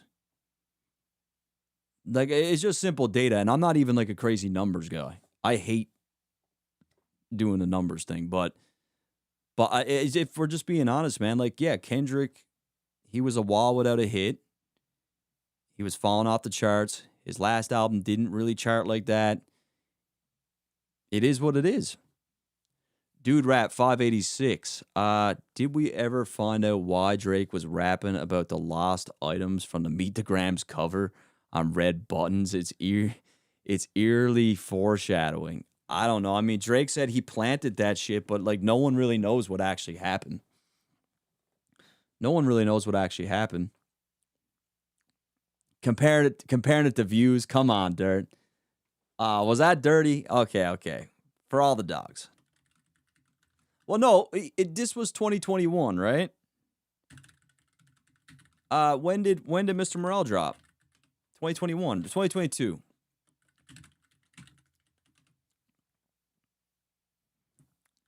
What did Drake drop in 2022? He dropped Her Loss. What did Her Loss do? Now, that's a compilation album.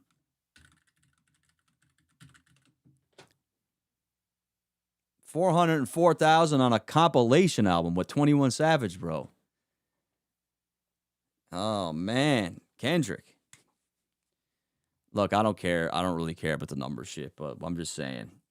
They were saying GNX would sell 600K. I actually saw something about that. I think Grand posted it. Let me see. Someone was talking about that. If you go to Academy, I might have to go down a bit, but it was pretty funny. Let me see.